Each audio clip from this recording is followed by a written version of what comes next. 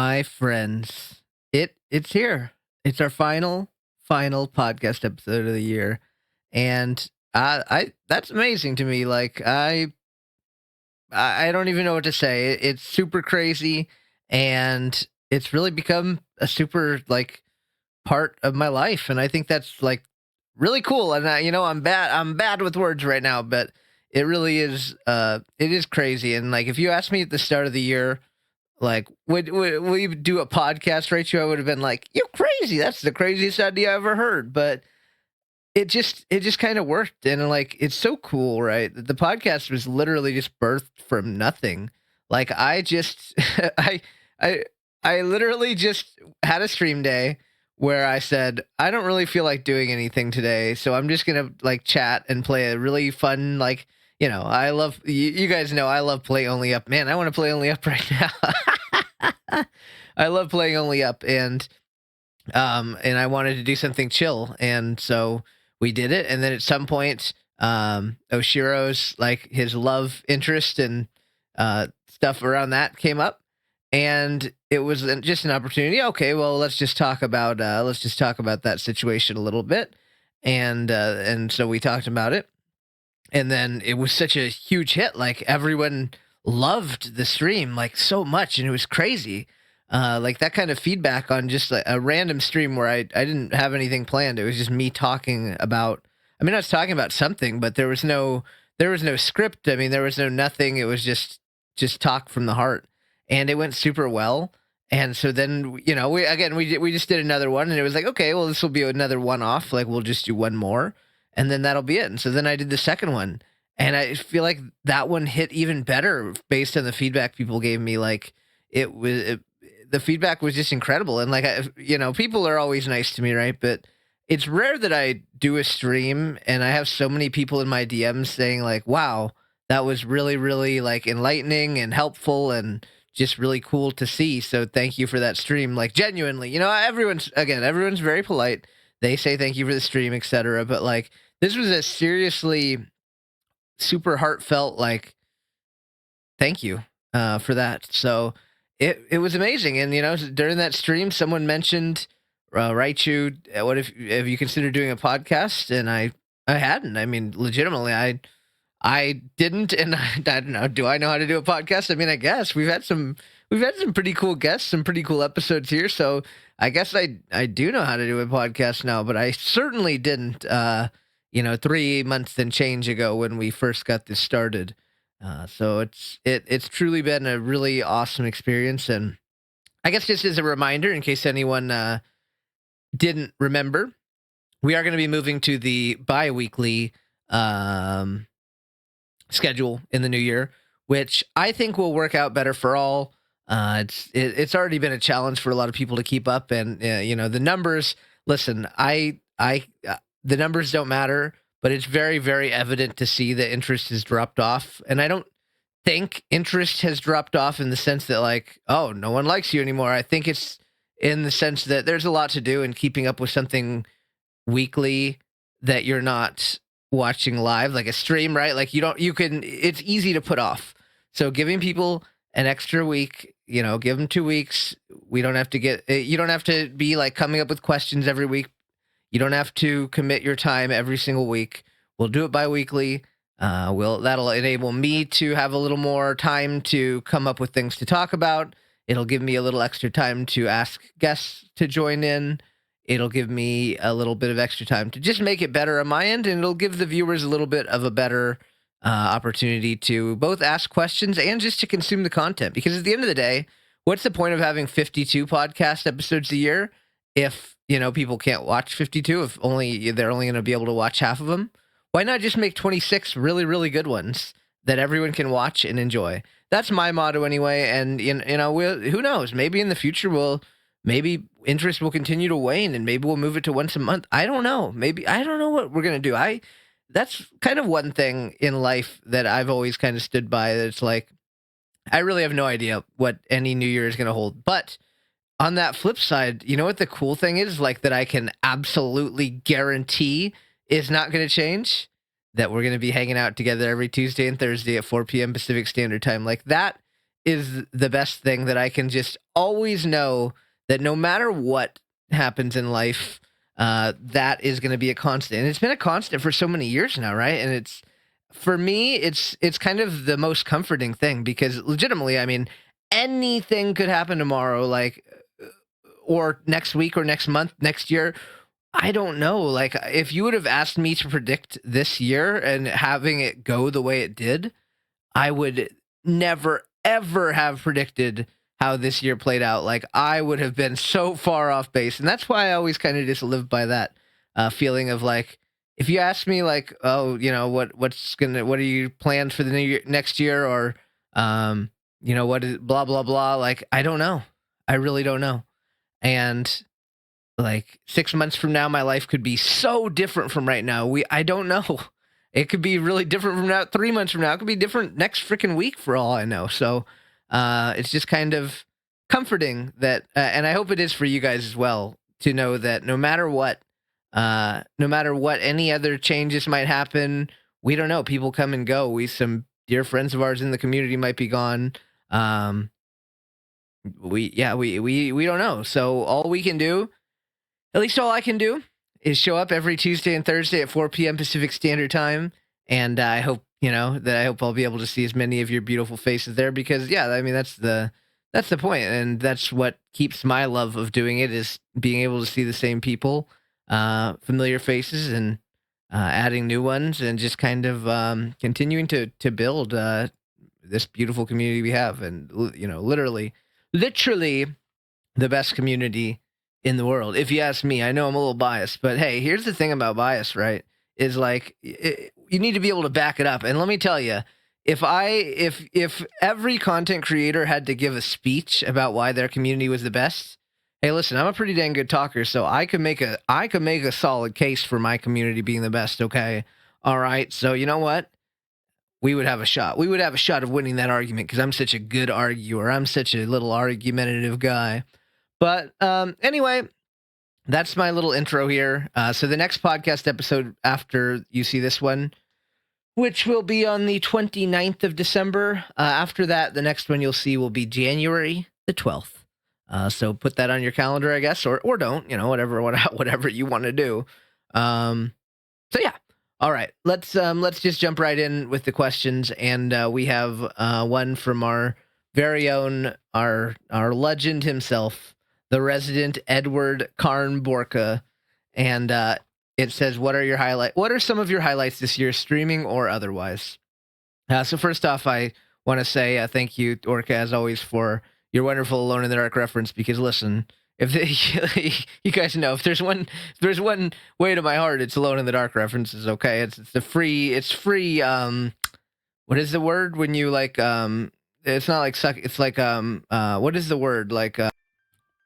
All right, so yeah, this is gonna be awkwardly clipped, because guess what? My computer crashed while I was recording, and I guess that is my New Year's resolution for 2025. I think I need a new computer, dude. This one is it's providing a challenge for me.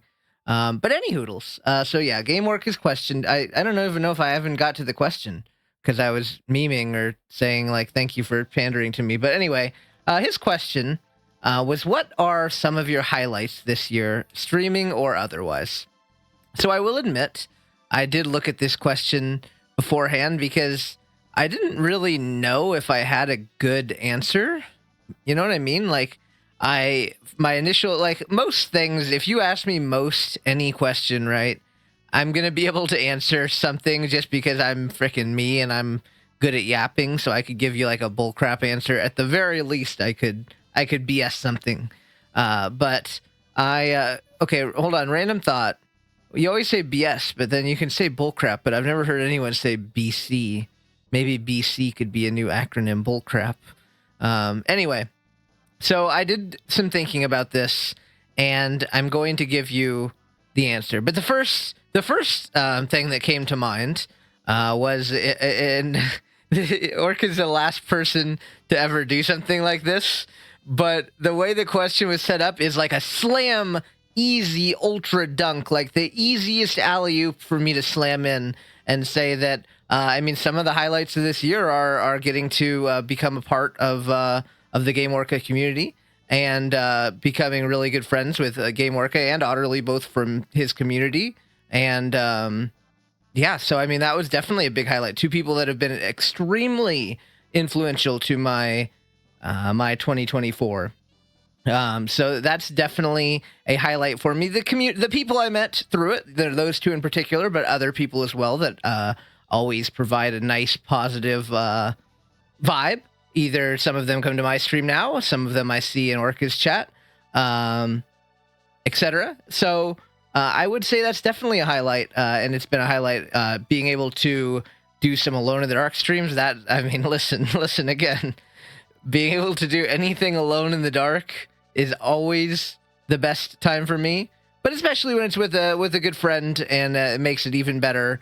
So that in general, we'll wrap it all into one big one package with a little bow tie on top. The Game Orcas community and the people that I met, the close friendships I got out of it, but also the other people I met, and also the experiences like being able to do Alone in the Dark. So definitely one of the highlights, which again, I know you weren't setting that up, but if you were, it'd be really funny. It'd be like, so me going on your podcast and being like, so Orca, so like hypothetically speaking, who was your favorite Kingdom Hearts streamer this year?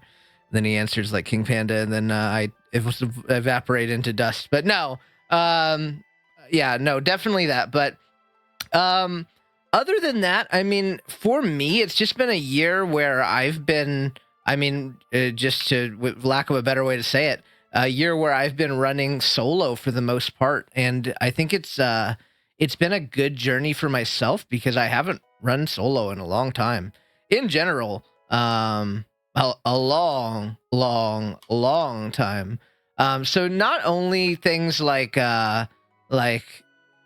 just the idea of being alone, but also just kind of learning to, I don't know if do things is the right word, but just kind of getting new experiences that I haven't had as an adult. Like, I don't know, just, I've spent my whole life, like I was in college and then I finished college and then I immediately moved in with Toshabi when I was, like right after. And so, yeah, just, I guess, doing things on my own as an adult, like other than in college, I've never lived on my own. I've never done a lot of different activities on my own. Like, I don't know if I have any good examples off the top of my head. I should have thought about that. But just seeing myself succeed in those areas, like even I talked about it, but like getting a good vet check from Jax, like I don't know how to frickin' take care of a dog, especially not on my own. I have no frickin' idea how to take care of a dog. But like, months after that happened, obviously I just like took him to the vet the other day, or like last week, or I guess it was a week or so ago. But anyway, I took him to the vet and they were like super happy with his health, and they were like, wow, he's in like great health. Like, they didn't tell me you're doing awesome, but in my heart, I felt like they were telling me I was doing awesome. So, just kind of having validation for myself, because it can be hard in a way when you spend so many years and so much time with someone else that your accomplishments can get watered down. I don't know if that's the right way to put it. Listen, I don't really know how to talk or anything, but I guess it's just good to be able to feel like, hey, look at these things I can do on my own and accomplish them without relying on someone else. I can do it on my own. And yes, it's nice to have someone else to help. It really, really is. But I can do it on my own. And like in a worst case situation, like there were times, you guys, this year where I thought I was washed as hell, and like everything would just crumble, like everything I worked for to buy a freaking house, to put this whole life together. I mean, a lot of it did crumble, right? Obviously, but like I lost some things, but I didn't lose everything. So like, that house is like crumbling down, and you can't save it completely, but you can save as much as you can, or like do your best to. I don't, this is all a weird topic for me to talk about. So, but like mitigating mitigating the damage, like keep keep going and keep doing your best. I like I said, I think for myself this year has been like a massive opportunity to work on myself, to try new things, just like this podcast that I probably wouldn't have done before. Things like trying music, which I can promise you I would not have tried before. Just an opportunity to expand myself and learn new things and try to do more things. Try to push myself, like with the YouTube videos every day, and just have that opportunity to really challenge myself and say like, hey, what can I do? Let's find out. Let's see what I can do, and make myself proud. Because at the end of the day, I preach it all the time, but like at the end of the day, you have to be proud of yourself. Like you can't, like, being being able to look at positive things you've done. In addition, everyone's hard on themselves, right? That's like all of our nature, to be mean to ourselves, or to be like, I could have done this better, I could have done that better, like I failed in these ways, like I need to do these resolutions because I suck in this area. But like, to be able to look at yourself and say, hey, I've done these things good, is something super, super important. And like I said, I've been able to grow. I think right now, and I'm not, I don't want to sound, again, I say this too often, but like, I don't want to sound like I'm being egotistical, but like, I think legitimately, most likely, and I feel it pretty confidently, like I am in a really, really good headspace, and I'm a really good version of myself right now, where I've been able to do a lot of good this year, coming from a place of deep depression and like the darkest depths that I've ever experienced in my life. So to be able to come out of that and be able to feel like I'm in a good place where I have good people around me. I make a positive impact on others. I think I bring a positive aura to where I go. Like I said, I haven't been as social as I normally like to be, like with in-person stuff this year, just because of everything going on, and then all the stuff that happened, and then like the end of the year was already almost approaching, and blah blah blah. Anyway, excuses, right? But like I haven't been able to be as social as I liked, but then I was able to go out to dinner with Kawa. Last how long was that now? 2 weeks ago?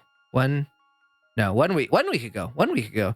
And we were able to go out, and he was just able to kind of, I guess, validate me, like, hey, you're still like, it's like so easy to be around you and to like talk to you and listen to you. And I talk about that a lot, but being able to be that beacon for people to be comfortable to talk to, because the world's a scary place, and it's really scary to go out on a limb, or to confide in people, or to trust people, or to just talk to people in general. And so I'm glad that I'm able to bring those vibes to a lot of people. I think a lot of people, the way Kawa kind of puts it, is like, like you're a lot of people's rocks. Like you're the rock in their life that they kind of count on or rely on for, to be there for them. And I am honored to be that role for a good amount of people, I think. And so, in that regard, I'm really, really proud of the person that I am right now. Not just for accomplishments, but like, it's easy to look at accomplishments, right? Like, hey, I had a really good, and you know what? Another thing, I had a really good year in poker, to be honest. This is my best poker year in, I don't know, it's been a minute. So it was a very good year in poker. So that's great. Financially, cool. It's always good to feel like you're not washed in certain things when you think you might be washed, and then you go, nah, I'm not washed. So, that was great. But beyond the accomplishments, the podcast or the YouTube videos or another successful year streaming or anything, just knowing that as a person, like when your emotions are very leveled, and like I've been having some pretty deep talks as of late, and to know that my emotions are very leveled, and I'm able to kind of reflect upon areas that I maybe wasn't the best in the past or struggled with, and I can kind of see like it's very empowering to feel like, wow, I really improved in that area, and I'm really proud of myself. And just to be able to feel like that is such an amazing feeling. And so, yeah, I guess that's been a highlight for me as well, just seeing how I've beyond the accomplishments, because at the end of the day, right, accomplishments are like the thing that you you have on paper, and you can say like, hey, look it, I published 200 YouTube videos this year. I uploaded 14 podcast episodes. I streamed, 100 times or whatever. And look at my accomplishments. Like, that's great. And it is great. But at the end of the day, the intangibles to me are always the most valuable, the kind of person you are, and to be able to better yourself.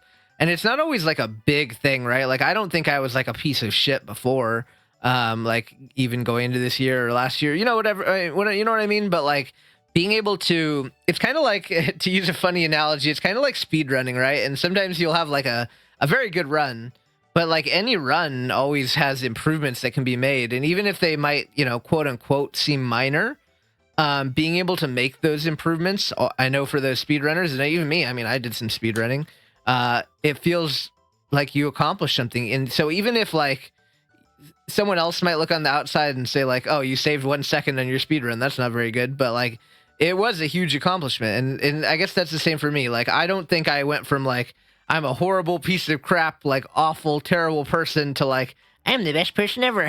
But like, there were things that I needed to better about myself. There were areas where mentally, emotionally, even physically, I had a great year working out, lifting. Listen, I'm feeling my arms right now. I'm impressed with myself. So like, there's always areas to improve, and literally no one is ever perfect. And we're all realistically very, very far from perfect. So it's like just being able to see any improvements. And I think I have improved in all those areas, because let me tell you, emotionally, for a lot of this year, I was a wreck. And I think I talked, I'm trying to think if I filmed the podcast episode last week before I saw Kawa or not. I don't remember if I talked about that dinner much. Maybe I did, but like, I had that dinner, and Kawa asked me straight up, and he was concerned. And a lot of people have had this concern. It's been like the most common kind of thing. And it's like people ask me with like the most scared look on your, when you ask someone a question and you're scared to know the answer, so you have like that look on your face of like concern. Like, he asked me, like so many people this year have asked me, he asked me just the simplest phrase in the exact way everyone says it: are you okay? And like, I can't tell you how many people asked me that question this year. And I mean, I obviously I appreciate it, right? Like, it's very thoughtful. People are worried about me. It's not been a good year. So he asked me that with that concerned, scared look on his face. And then I answered, and I'm like, I'm genuinely doing really good. And he was kind of shocked. Like, there was like visible shock in his face from the answer, and like, oh. And and then it was funny. We ended up, again, I'm sorry if I'm repeating the story. I really genuinely don't remember if I talked about it after, if I had already finished the podcast episode before I went to dinner or what. But anyway, so yeah, we talked for like 2 more hours after that. And I was just kind of just going on, and like, it was like, yeah, like a lot of this year really sucked, but, and 2024 is still probably my worst year with everything that's happened. So it's hard to call this year a good year in any way, because it was, for most of it, it was awful. But I can confidently say, like, despite the first 9 months of the year or whatever being really terrible, even 9 or 10 even, right now, can I say genuinely that I'm not happy, or that I'm super sad, or I'm like depressed? I really can't. And so that's why it's hard for me to say that this year is shit. Like, I'm happy 2024 is leaving. Don't get me wrong, because it has been a struggle. But like right now, I feel good. And I was talking to Kawa just about, like, again, the same thing, like the optimism of, we don't know what's going to happen. Like, our lives could take a million different branches in 2025. And you don't know if it's going to be good or bad. You really don't. And that's scary. But for me, as an optimist, it's not scary. It's exciting. Just knowing knowing that it could be 2025 could be the best year of my life. I don't know. No idea. But the possibility of that being the case is super, super exciting for me. And that not knowing is what keeps me feeling excited every day, because we don't know. And I choose to believe that it's going to be something great. And right now, like I told Kawa, it's been a tough year, but I don't feel sad right now. The last couple months have been wonderful. And And I'm excited for what's in store for me because I know in my experience, right? Life is a lot of luck, and people don't talk about luck in life a lot because it's easier to kind of it's kind of easier to just say like, oh, if something good happens to me, then it's because I'm so good.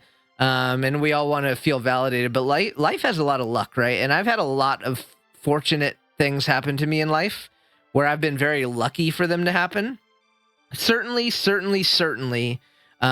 some things that I also had to put effort in and skill into, and like I made my own destiny, so to speak, right? But there's no denying that luck always does and always did play a big part in many aspects of life for me and for many others. Um, so for me, it's kind of like it's a lot like poker, and I make the analogy to poker and life so often, but it really is scary how alike they are because just like in poker, there's going to be luck involved, but all you can do in poker is play optimally, play your hands the mathematically correct way. I mean, same thing with blackjack. I'd say a lot of different games that require some level of skill and some level of luck.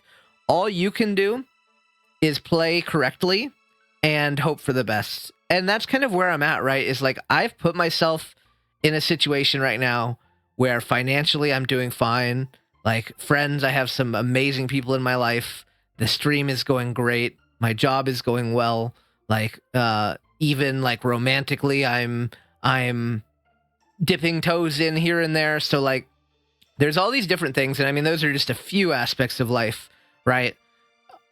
I'm doing all I can in those areas, and I really feel like I'm crushing all these different areas. And so, sure, I'm doing all these things right, and that's not a guarantee. And there's no guarantee that 2025 will be good. A lot of things could happen bad. You don't know. But I have learned from my years of poker playing that all you can do is do your best, set yourself up for success, and then not worry about it. Because listen, you'll worry yourself to death. There's so many things in life that you can't control, and all you can control at the end of the day is yourself. And so you need to do the best you can with yourself.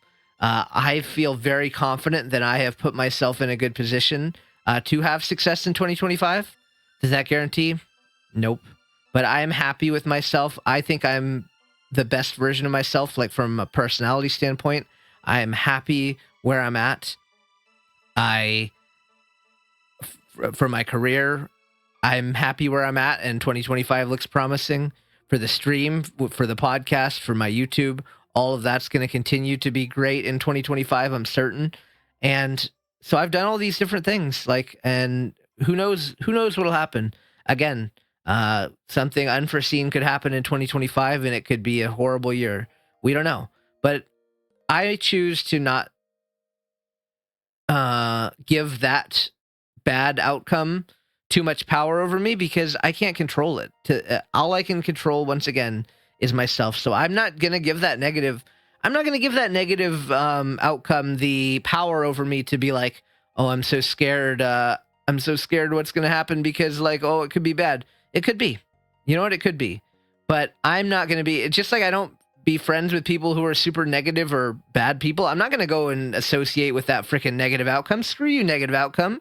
Sure, you might tackle me to the ground against my will, but like I'm not going to go willingly hang out with you. Screw that. I'm going to go hang out with a good outcome, and we're going to go with optimism into 2025 and see where it takes us.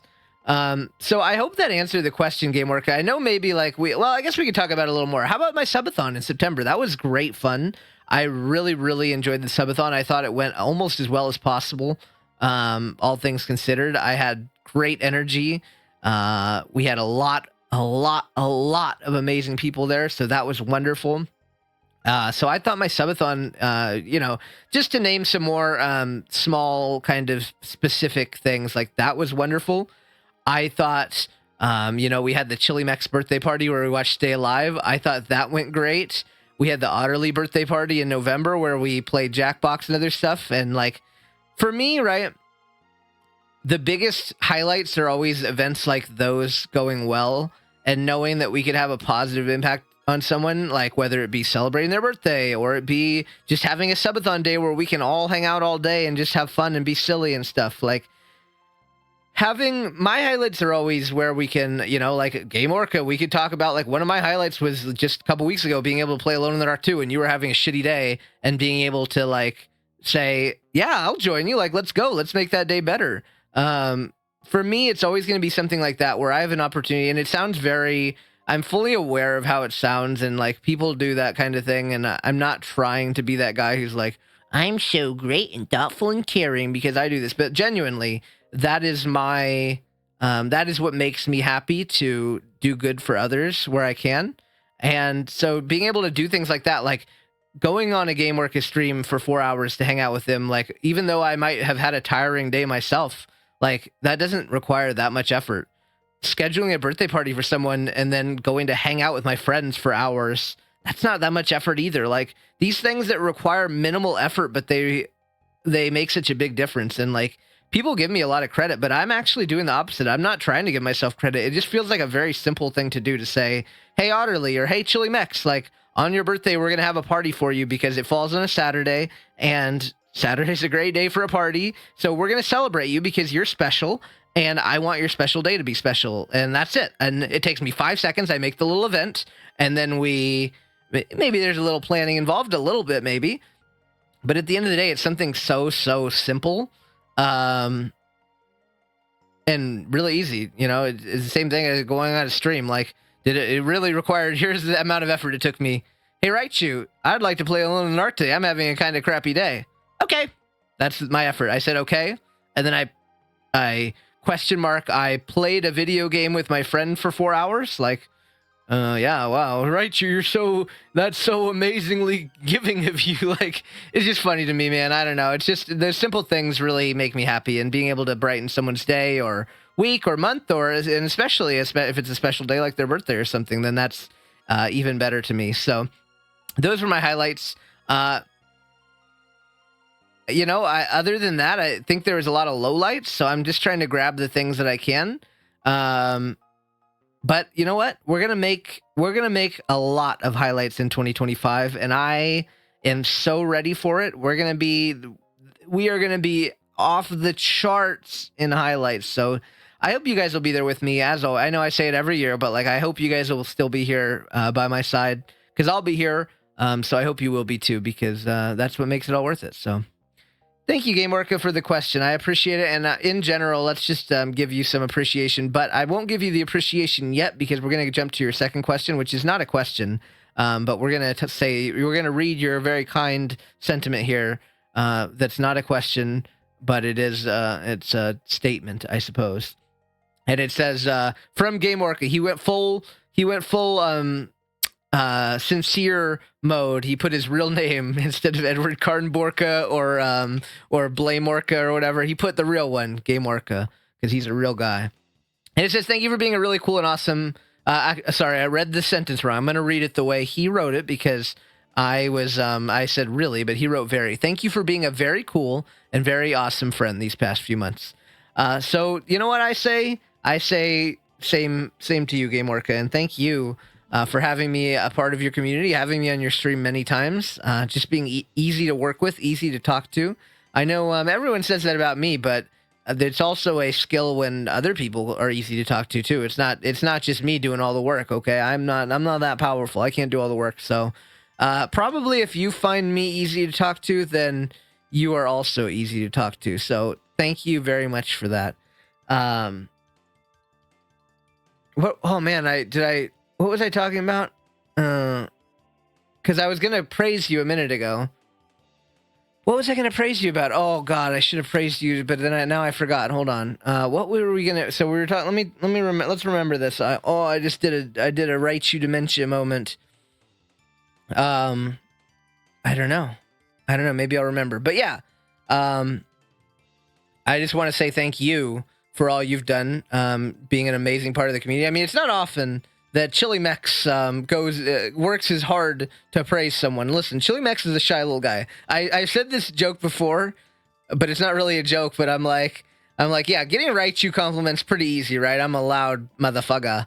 But like, getting a Chili Mex compliment is truly, it's harder to get from a more shy, introverted person than a Raichu. So like, getting those compliments uh, I think hopefully should mean a lot. But yeah, I mean, I don't know. You don't need me to tell you what an important part of the community you've been.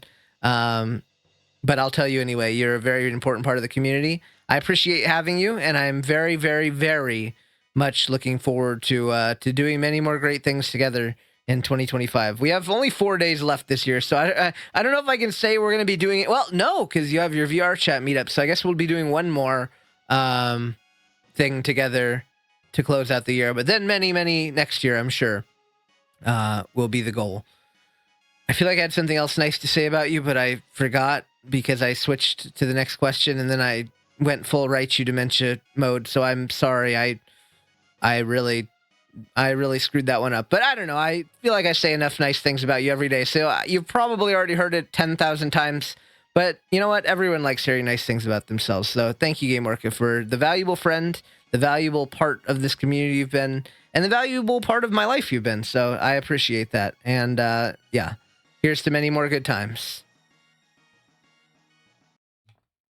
All right. So moving on to our next question. And it is from the one, the only, Nikki Kobold. And it says,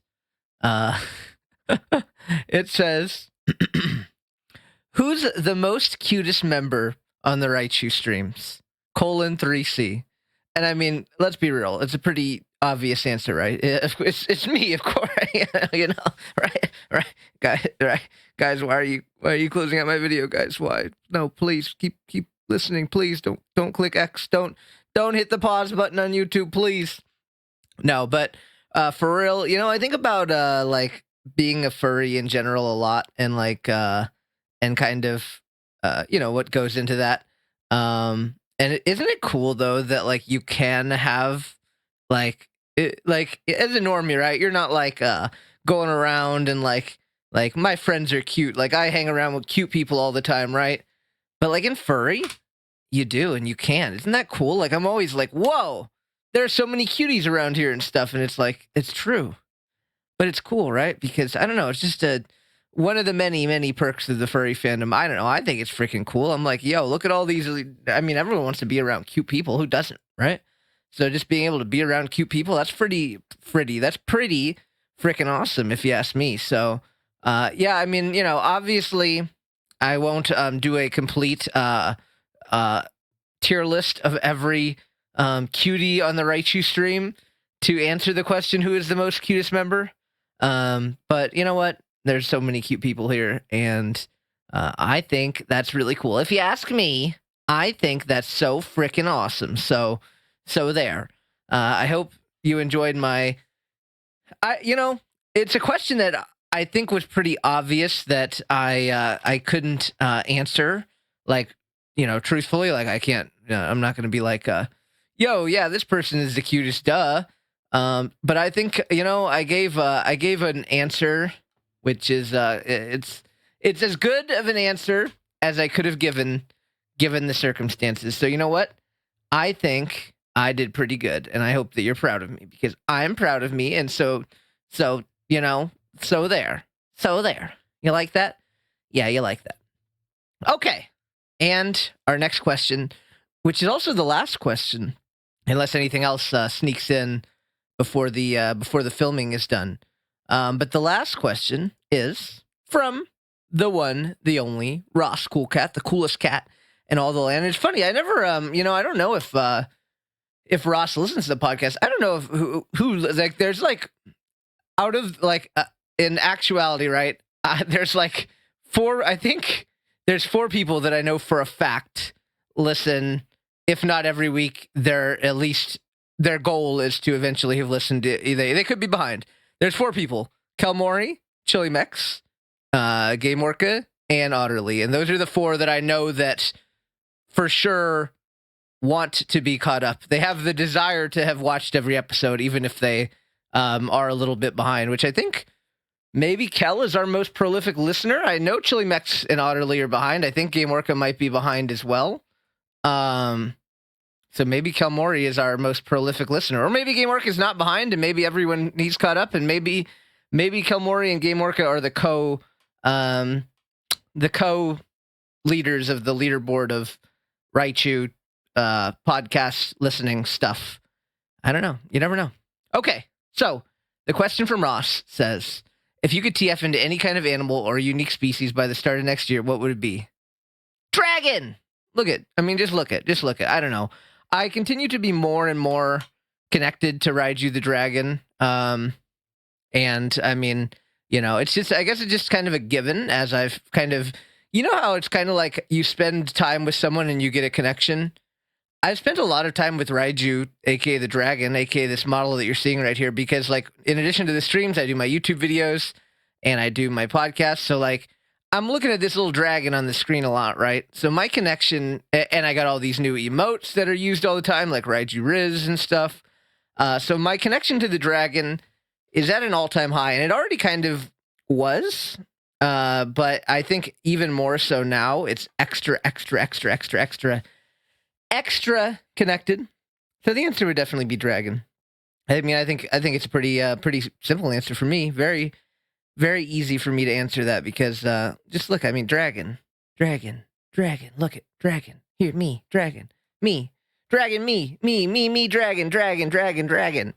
Dragons are pretty cool. Fluffy dragons are so good, dude. Like, what a guy. Just look at him. He's got horns. Very cool.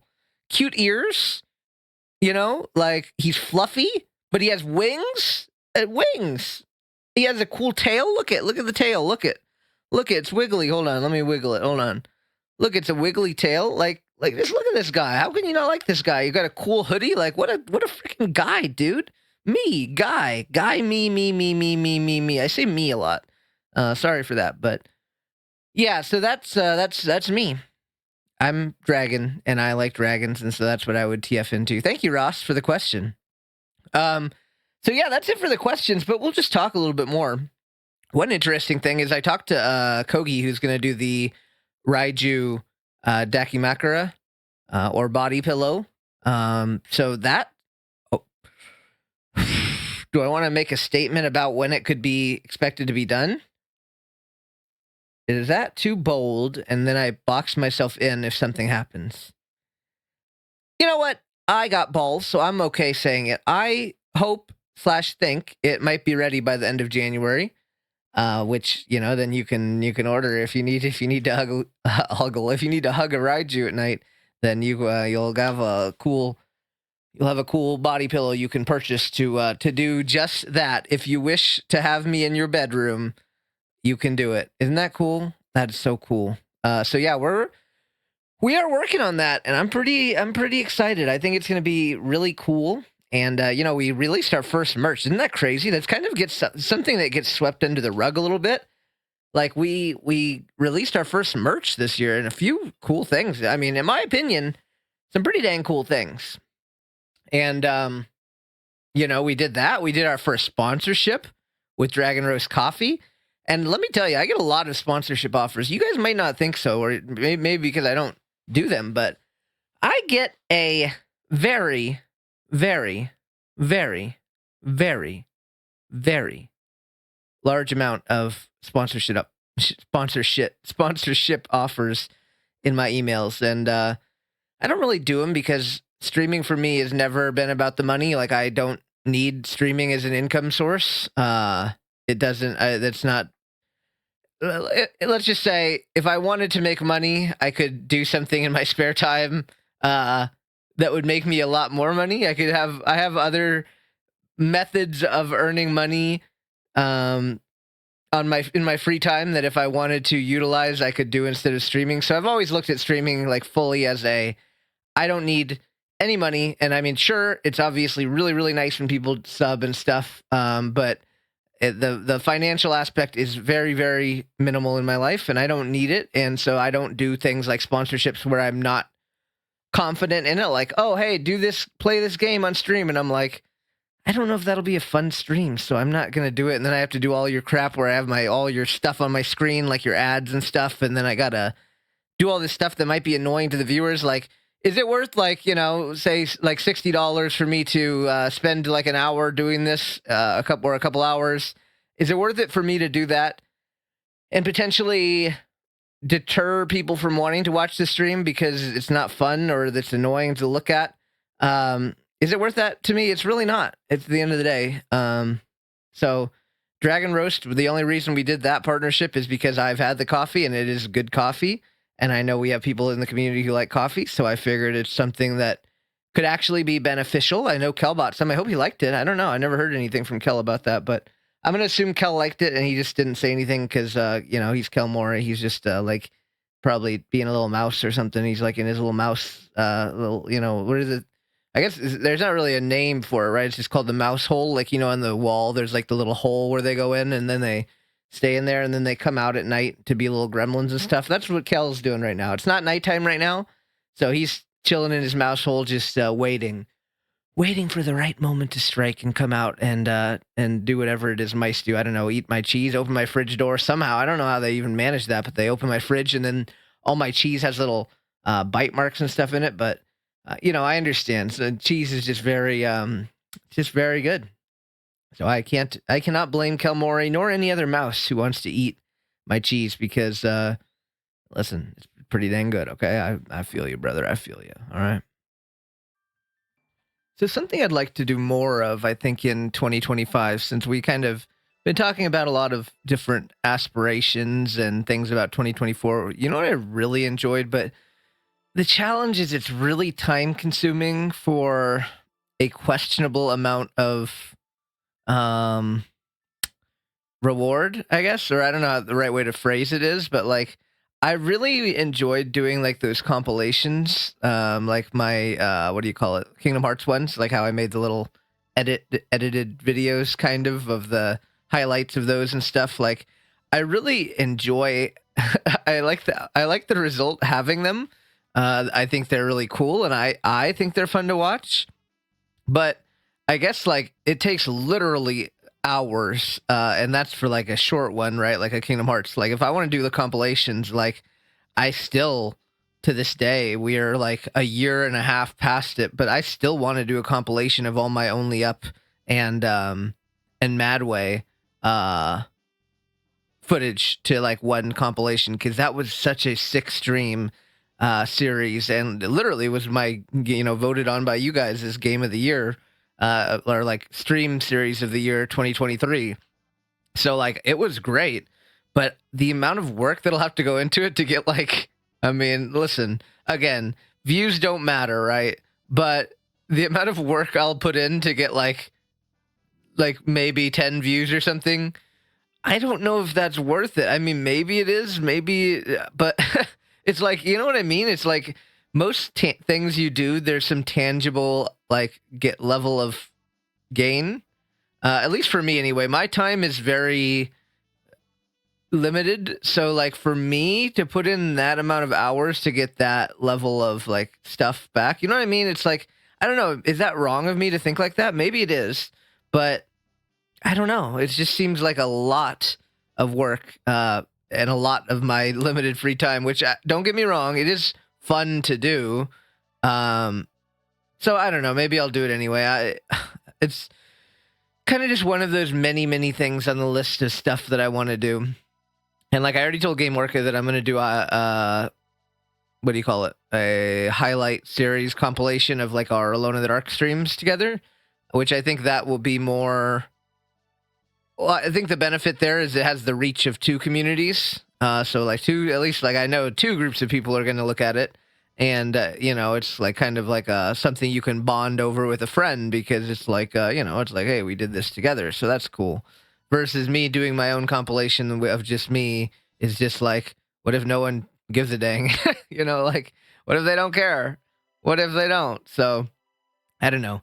But yeah, I think I don't know what kind of compilations I should do. Maybe, but I think I should probably try to do more. And if I had way, way, way more time, doing like compilations of like every series I did would be cool as hell. But yeah, that's obviously a lot. That's way, way, way too many hours. Just watching the footage would be like ridiculous. So that's something I want to do for sure. I think they're really fun. I like doing stuff like that. It's just it feels like my time can be better spent. You know what I mean? And I know that's probably not a good way to look at it, but I have to be very selective with what I do, and even though I like doing that, it is, let's be honest, it is a very, very time-consuming thing for probably minimal reach and minimal enjoyment. I mean, maybe people love I don't know. Let's go look at I'll go look at them right now. Let's see how many views those Kingdom Hearts ones got, because I'm just curious. Like, again, it's no big deal if they didn't get many, but did people like them? Well, let's find out. Let's see if we can find those here on my YouTube page. Uh, Maybe we could just share. Well, I don't know. People actually want to look at my YouTube page. Let's see here. I'm gonna go look through and find that Kingdom Hearts. So the Kingdom Hearts episode 2 that I did got. Where is it? We're almost there. I promise. It's somewhere. Don't you worry, guys. It is so somewhere. It exists in this world. Okay, so my playing Kingdom Hearts for the first time got 49 views, which, okay, I did post that one on YouTube or on like Twitter. Anything I post, here's the challenge, right? I have a good reach on Twitter. If I post it on Twitter, it will get more views. But I'm also hyper conscious of being annoying and posting my crap and looking like I'm a frickin' what do you call it? Like a what's the word? Like a like a product, not a person. Like, hey, consume my product. You know what I mean? Like that kind of deal. So the first one got 49 and the second got 55, which is actually not bad. So maybe people liked it. I don't know. That's more than I would have thought that people did. So you know what? I actually, that's actually better than I thought, and maybe I'll do it. Also, you guys really liked my my Stanley Parable stuff. Got a lot of views. I don't know. I'm just kind of looking because I don't ever look at the views on anything really because it doesn't really matter. But yeah, you guys like that one. That's pretty cool. You're pretty cool. I appreciate it. What's my most popular? Yeah, so my most popular YouTube video of all time is actually podcast episode 1 with King. When he, again, I had the reach of my community and his, which are quite separate communities. Like I was talking about earlier, the reach of having Game Organized community. We're pretty hand in hand. Like our communities are there's a great amount of overlap. Whereas King and I guess our communities are pretty much completely separate. I don't know if anyone, I mean, maybe like a Yasha or a Game Orca like watches both, yeah, but like for the most part, quite separate. And then the podcast prequel is my second most popular. Then my number 3 was the Kelmori episode. Kelmori, you're crushing it. And then we go down the list. Yeah, the Kelmoris is my number 3. That's pretty dang good if you ask me. I think that's impressive. But yeah, no, I don't know. Yeah, I guess I do want to do more. So we'll probably try to do more. I don't know. You guys know me. I like dabbling in a lot of different things and kind of dipping my toes into a lot of areas. I really do need to do more artsy stuff as well in 2025, but oh, it's hard, guys. It really is hard. Why can't I just not have a job and then I can just do fun things all the time and I don't have to worry about anything except working on fun projects and having tons of fun? I should be able to do that. I don't want to have a job. That's not fair. But no, I mean, I don't know. I think we'll definitely do that, and I should try to do that Only Up thing that I was talking about, like the compilation. I wonder how many videos of Only Up / Madway were there. I'm gonna go check that too. Let's go. And thankfully, on my YouTube, I have playlists because Kato told me, "Hey, Zoomers like playlists," so I made playlists on YouTube, and it actually is pretty dang good. So Only Up has 4 videos, and Madway has 4 videos. Is that true? We did that many videos of Only Up? Oh, well, one of them was just a little short, like 11-minute thingy. So it's about 6 hours of footage to comb through to get the highlights for Only Up. And then there's my music. And then how about Madway? Because, well, I guess we never beat Sandway, so there's only 2. Okay, so that's only 5. So what is that, 11 hours-ish of footage? That's a lot of footage. 11 hours to watch. But I mean, I should be able to do that in a month with the editing and everything like that. I mean, that's not a. I don't think that's an unreasonable ask to be able to do it in about a month ish. Yeah, I think that's pretty reasonable in my humble opinion, if you ask me. And you know what? You did ask me because I'm here answering. So therefore, you asked me. Also, yeah, it is really nice to have playlists on YouTube. That was a good call. Sometimes someone gives you a really good idea and you just got to be like, "Yo, thank you for that good idea," because that was a freaking good idea. Uh, so thanks, Kato. If you ever listen to this, I don't think Kato wants to listen to a podcast, which is totally valid. But if they did, thanks for listening, or thanks for your wonderful idea of uh of playlists, because yeah, they're very useful. They are extremely useful, and I am happy to have them because yeah, they're pretty dang cool. So if we do those things, I mean, I think my other main goal is like I really want to be efficient with getting a lot of getting through a lot of series this year. Like I feel like I don't know if it's just like me or if I like we didn't get through that many games this year. Like we only got through. Hold on, I'm gonna go. Well, we didn't even finish Kingdom Hearts. We only finished 4 games, really. Blasphemous, Bomberman Hero, Knuckle Sandwich, and Kirby 64, and we put a chunk in Kingdom Hearts. And I mean, I guess we played some horror games, I guess, like Hollow Body and stuff. So, I mean, I guess we did all right, but like in 2023, how many main series games? We had 1, 2, 3, 4, 5, 6, 7, 8, 9, 10, 11, 12 in last year in 2023. But is this the year where we officially changed from doing like so for those of you who are newer, we used to just do every stream was the same thing essentially, in the sense that like we would just have like, okay, the series right now is Kingdom Hearts, so twice a week we play Kingdom Hearts until it's done. Um and then we would maybe have like one filler episode or like a filler at week, and then we'd get on to the next game. This year, and I think it was just this year that I made the change, was like, okay, well, that worked well, but what if instead we have two different days? One day we play the main series game that we're playing, like in this case Kingdom Hearts, and then the other one we leave open to do other things. And I'm actually quite happy that I did make that change, because it's nice to have a little more flexibility. Like I can even do a short other series on that second day, or oh, you know what I think we actually did? I think we switched it to having 2 series going at once in this past year. Or in like 2023, I think that's what we did. We had 2 series going on at once, maybe? I don't remember, dude. It's so long ago, but yeah, I don't know. I'm always open to. I feel like I'm a very open-minded person, and I'm very open to like if something could be made better, then I'll try to make it better. And I'm actually quite happy with the way we're doing it right now. We got one longer series, Kingdom Hearts, which takes up one of the days.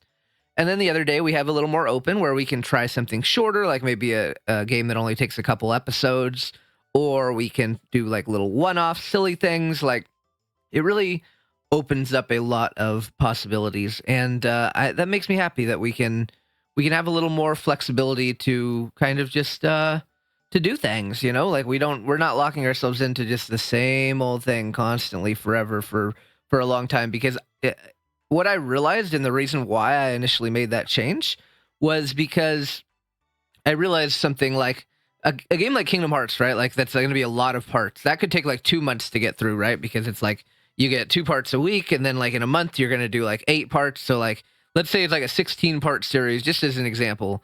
That's 2 months. And guess what?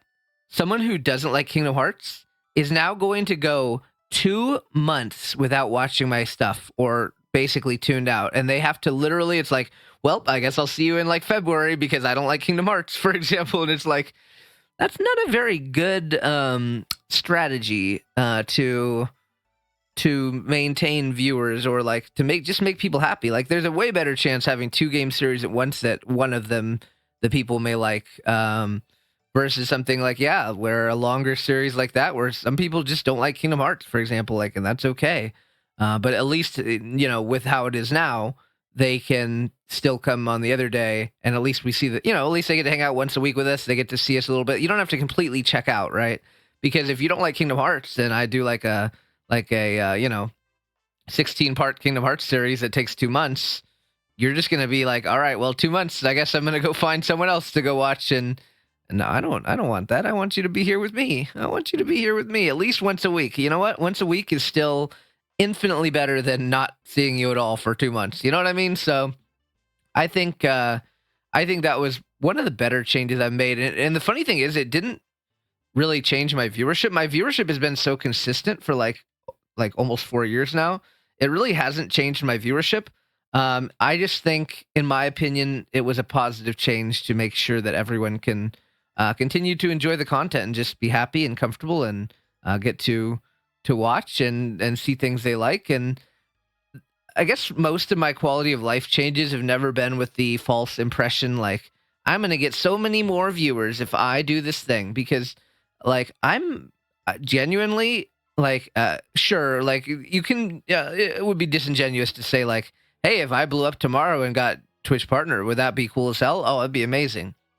But am I genuinely comfortable with the amount that we have and, like, the wonderful community we built? Absolutely. So, like, my main goal is making it as good of an experience as possible for those people. And yeah, if more people come along as a result, that's wonderful. But that will never be my top priority. My top priority is making the best experience I can for the people who have been loyal and have been here for a long time. Like, that's my goal first and foremost.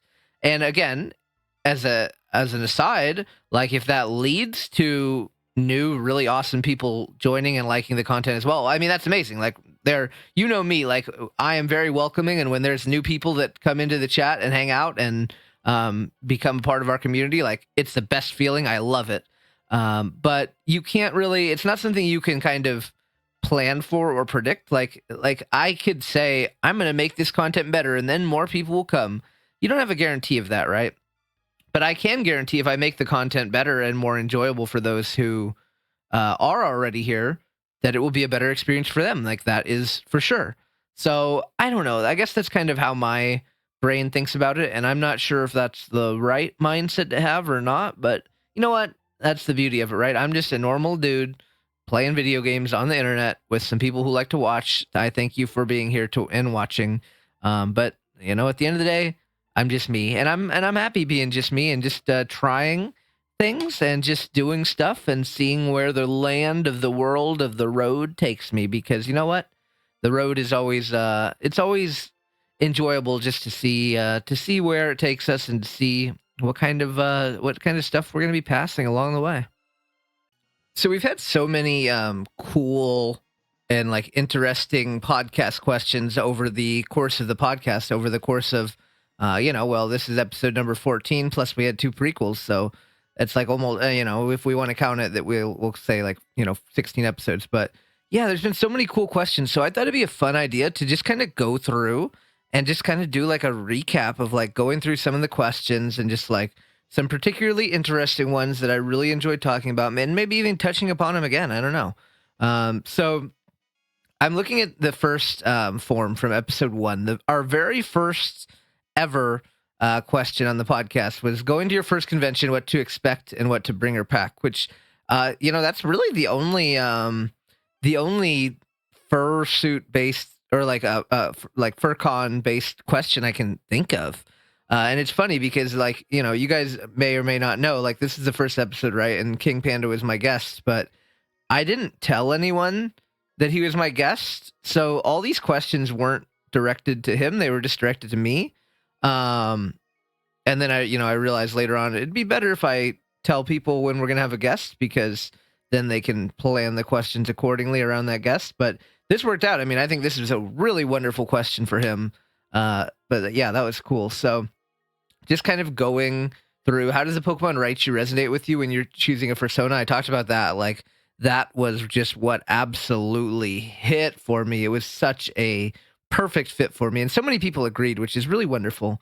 I still have a lot of connection. These days, like, my icon almost everywhere is Raiju, and Um, but I guess at least in name alone, that's still the Raichu stream. So in name alone, Raichu lives on. But yeah, seriously, I had just a massive, massive connection. So looking through, um, just kind of looking through all these different questions. How are you like on your first day of streaming compared to now? I think King had a really good answer for that. Not me. I honestly, I was already like, some people get more confident or something. Like I was already pretty confident and good at talking, so I don't think I improved that much in that area compared to some people. And plus, I was already doing content creation, like making YouTube videos and stuff, so I could talk to a camera. Just kind of going through. The first ever question by Game Orca on the podcast. All-time least favorite video games. Of course. That guy, of course, he from the very beginning he hit us with the mean question. That Game Orca. Just going through.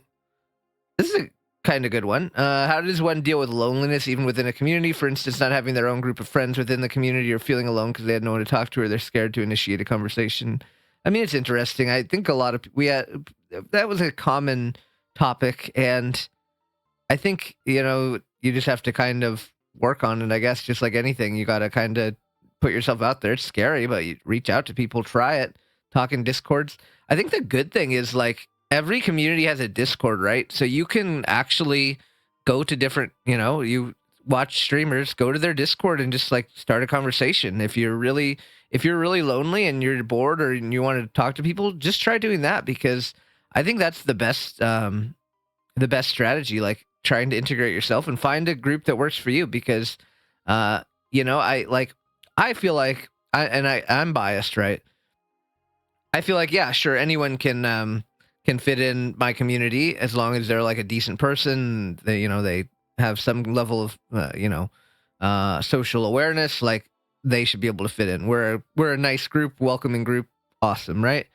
But like maybe we're still not the number one. Maybe there's a group somewhere else that is like would be like the 100% right fit for you, if that makes sense. So like we can fit pretty much anyone, but there's no harm in reaching out to other places and just giving it a shot. Like there's nothing to lose from that. So give it a shot, and if maybe you'll find a group that more fits what you need or what you're looking for, and give it a shot. So there's nothing to lose by trying that. And I know it can be a little bit scary, or it can be like a little bit like oh no, like maybe that's not like I screwed up, because I don't like, that's not my number one place that I fit in, right? And I want Raichu's community to be the number one place I can fit in.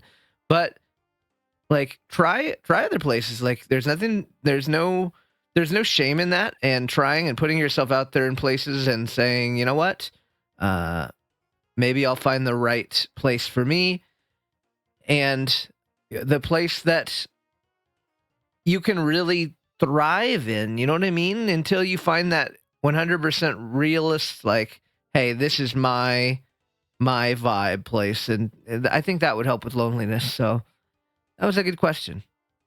Looking through the rest of the questions from this first thing. And I think we're just about, what do you think? What do you think when you feel like a specific person might not think highly or well of you? Sometimes it might be overthinking, sometimes not. I mean, I don't know. This was a good, kind of an interesting question too, because the people that you think the highest of are always going to be the ones where you're the most. Well, not always. Sometimes you might meet someone that you think really highly of, and they don't make you feel like that. Like they are so like comforting to you that you don't feel they don't make you feel like oh I like maybe they don't think well of you, but in general, right, the people that you have the highest regard for are going to be the ones that can make you feel like that, because the ones that you don't have a high regard for, you don't really care. You know what I mean? Like there's higher pressure on those people that are really, really close to you to, I guess, they have to do more work also to make sure that you don't feel that way. And like I can say from my own perspective, there are people that are really, really close in my life that do a really wonderful job of showing that love. And I try to do the same thing, right? I try to do the same thing where it's very important for me to make sure that the people that I am close with, and especially the people that I'm very close with, don't have doubts about it. And that's always been, you guys know me. I'm very, like, I praise people. I talk about how great people are and their positive traits and stuff. And so I think that is important. And I think it's important that others do it as well for the people that they care about, just to, because life is full of doubts and doubt kind of sucks. So it's nice to be able to quell those when you can. Um, but on the same note, I think you have to be aware of the person that you're dealing with, that maybe that's just not how they express themselves. And so I don't know. It's an interesting question, but I think you just have to be kind of aware. And I mean, if they're really that much acting like they don't like you, then you have to accept that. Sometimes people just don't like you, even if they should, even if you think they should.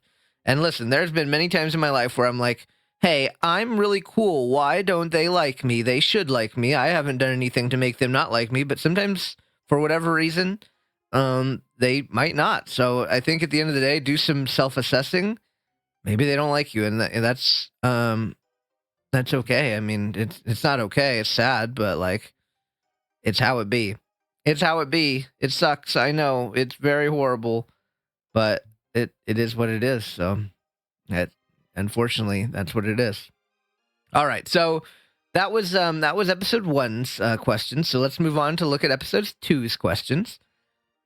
And I'm just gonna see if there's anything that looks interesting. I'm just gonna keep looking.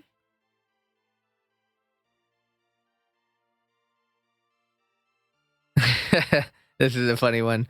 If Yasha and Jax, your dog, are in a fire, who are you saving first? That was a very funny and random question. So I had answered it and I said Jack. Oh, I did not say Jax. I said Yasha because he's a human, and though I love the hell out of my dog, I think the normal response would be to save a human. I think maybe I'm wrong for that. I can promise you both are getting saved on my watch. Both are getting saved on my watch, or I'm dying. But I think if Yasha was incapacitated and he can't get out on his own, and he needed me to save him, I would save him first over Jax. And I don't know if that's effed up, but it seems like a logical solution to me. But I promise you, I'm saving both 100%. So there's zero doubt that I am going to get both of them out of there. I'm just gonna keep going through, see if there's anything else interesting. This is a cool one. Anthan had asked on this one. We often joke about you normies, but what are you appreciative about the non-furry supporters you might have, like family or friends or coworkers, etc.? And I think that's a very mature, like I don't know if mature is the right word, but like it's a very cool way to look at it, and I really enjoy that aspect of this question, like, because a lot of the time, yeah, I mean, most of the very high percentage of my friends are furries, and the people that I interact with on a weekly or daily, on a daily basis. Well, I guess coworkers, so maybe not, but like on a daily or weekly or monthly basis. I mean, again, still the percentage skews heavily in favor of furries. So like I spend most of my time around furries. So for me, I had talked about this, and I'll talk about it, but I think those few people in my life who are really aware of my furriness, but are still supportive. It's nice to just be able to talk about that aspect of your life. Where for most of the normies in my life, it's pretty under wraps. I'm not talking about furry shit. So it's nice for me to have those people that I can truly, truly confide in and talk to about furry stuff. Um, you know, the normies, quote unquote. It's comforting in a way, and it's nice to be able to do that because again, like I said, for the most part, I don't have the opportunity to do that with many normies or people outside of the fandom.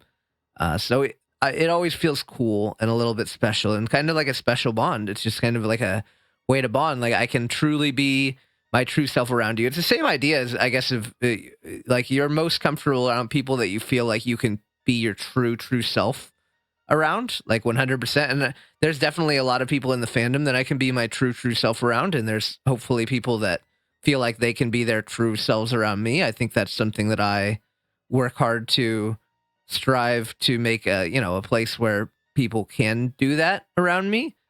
Um so yeah, I mean, I think that's just a cool bond. And this was honestly a really interesting question that like sometimes I kind of can brainstorm or like think of questions too, and like but I would not have thought of that question. So that was a really really insightful and cool question from Ethan. Very very cool. And Ethan kind of did continue up on that and said like, what's your advice to a non-furry who's interested but still has doubts? And my advice there was just give it a shot, because why not? Life's short. You have to take shots, and that's been such a common sentiment of mine in 2024, and it will continue to be like you got to take shots sometimes. You can't just sit around and wait forever for things. Sometimes you have to make a move yourself. You got to try it, and give it a shot, because if you don't like it, I mean, you know what, it's fine. It's okay. You can try it, and if you don't enjoy the fandom, that's okay. But I hope you would, and that's just how it be. So that was my advice as well. So in case there's anyone is listening here that's not a furry, and maybe wants to get in the fandom, I will reiterate once again: give it a shot. It's fun. It's fun, and if you don't like it, you don't lose anything by giving it a try and then leaving. It's a good time. So give it a shot and see where it takes you.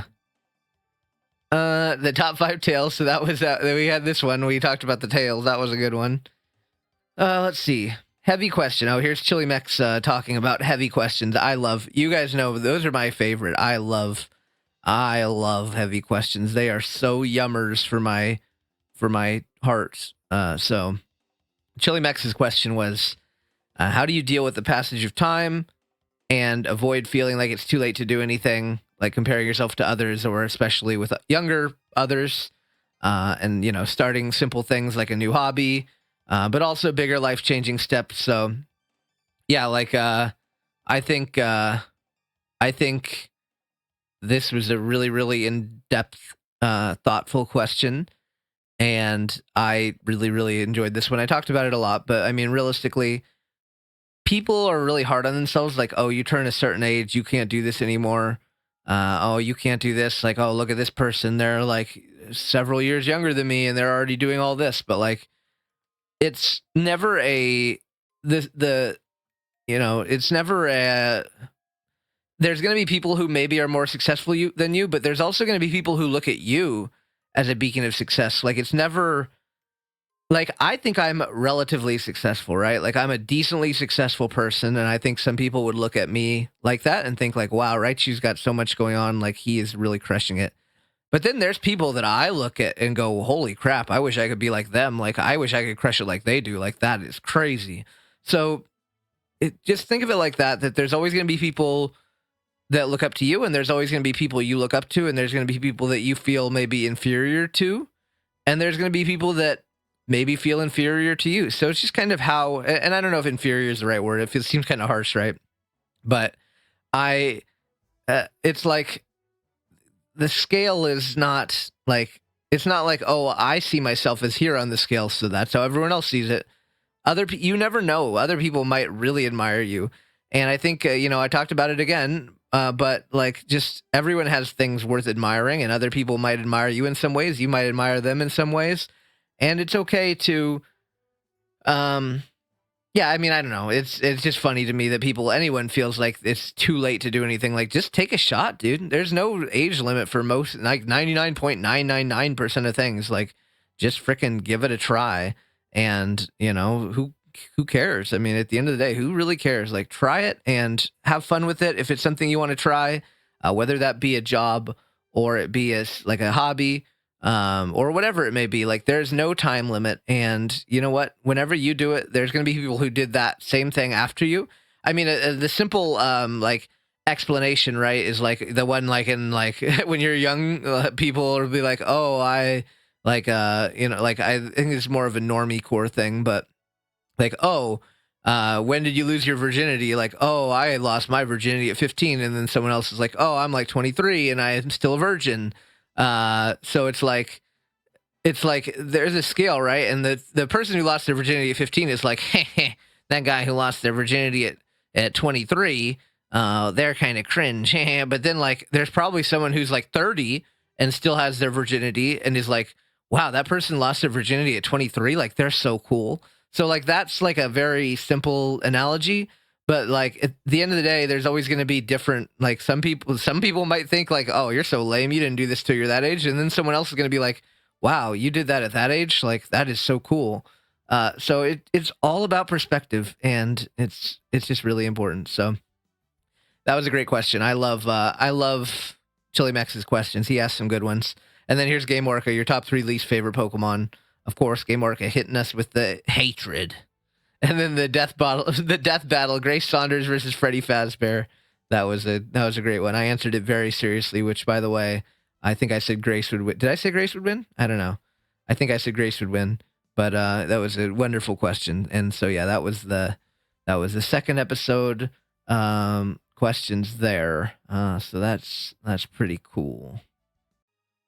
All right, so now we're cooking with the questions from episode 3. I'm just kind of starting to look through these. This is our first. Well, I guess wasn't the first episode in October, but people are asking. There was one about any ghost encounter experiences or funny Halloween experience you can share with us. I told a little story of a ghost story thing, which I won't tell again, but it was a cool question.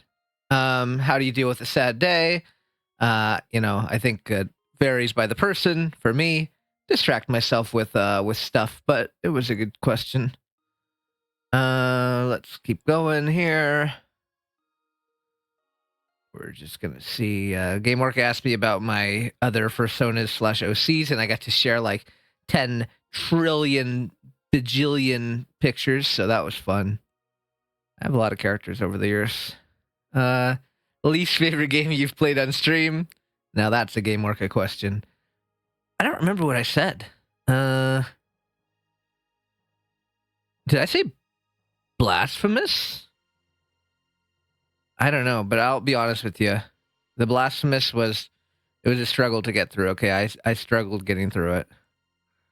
I mean, it wasn't a bad game. It was just it's not. I don't know. It's a hard game to stream for me. I didn't enjoy streaming it very much, probably because I'm mad at the video games.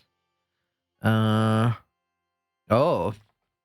here's Chili Max's question. Chili Max wrote an essay here. It says, recently come to learn that being open and authentic to yourself is one of the best ways to get people to know you and trust you more instead of hiding and being scared of what people are going to think of you. Question is, as someone who grew up being terrified of other people's judgment on anything related to me, sexuality, hobbies, passions, etc., being used to hiding it, how do you start doing the opposite of that and get used to it? How does one convince himself that being odd but authentic is better than suppressing your emotions to try and be tolerated by everyone? Yeah, I mean, it comes down to the fact that I think it's just something that comes with time. You kind of practice and you get to a point where you're just like, I mean, I think it is hard, but realistically, like in time, you just kind of see that being yourself is better. And at the end of the day, it's like, I guess it comes with as your self-confidence grows, like seeing value in yourself, like, hey, I do have value being myself. I don't have to be someone I'm not because I'm me and I have value. And if people don't like that, then, that sucks for them because I do have value.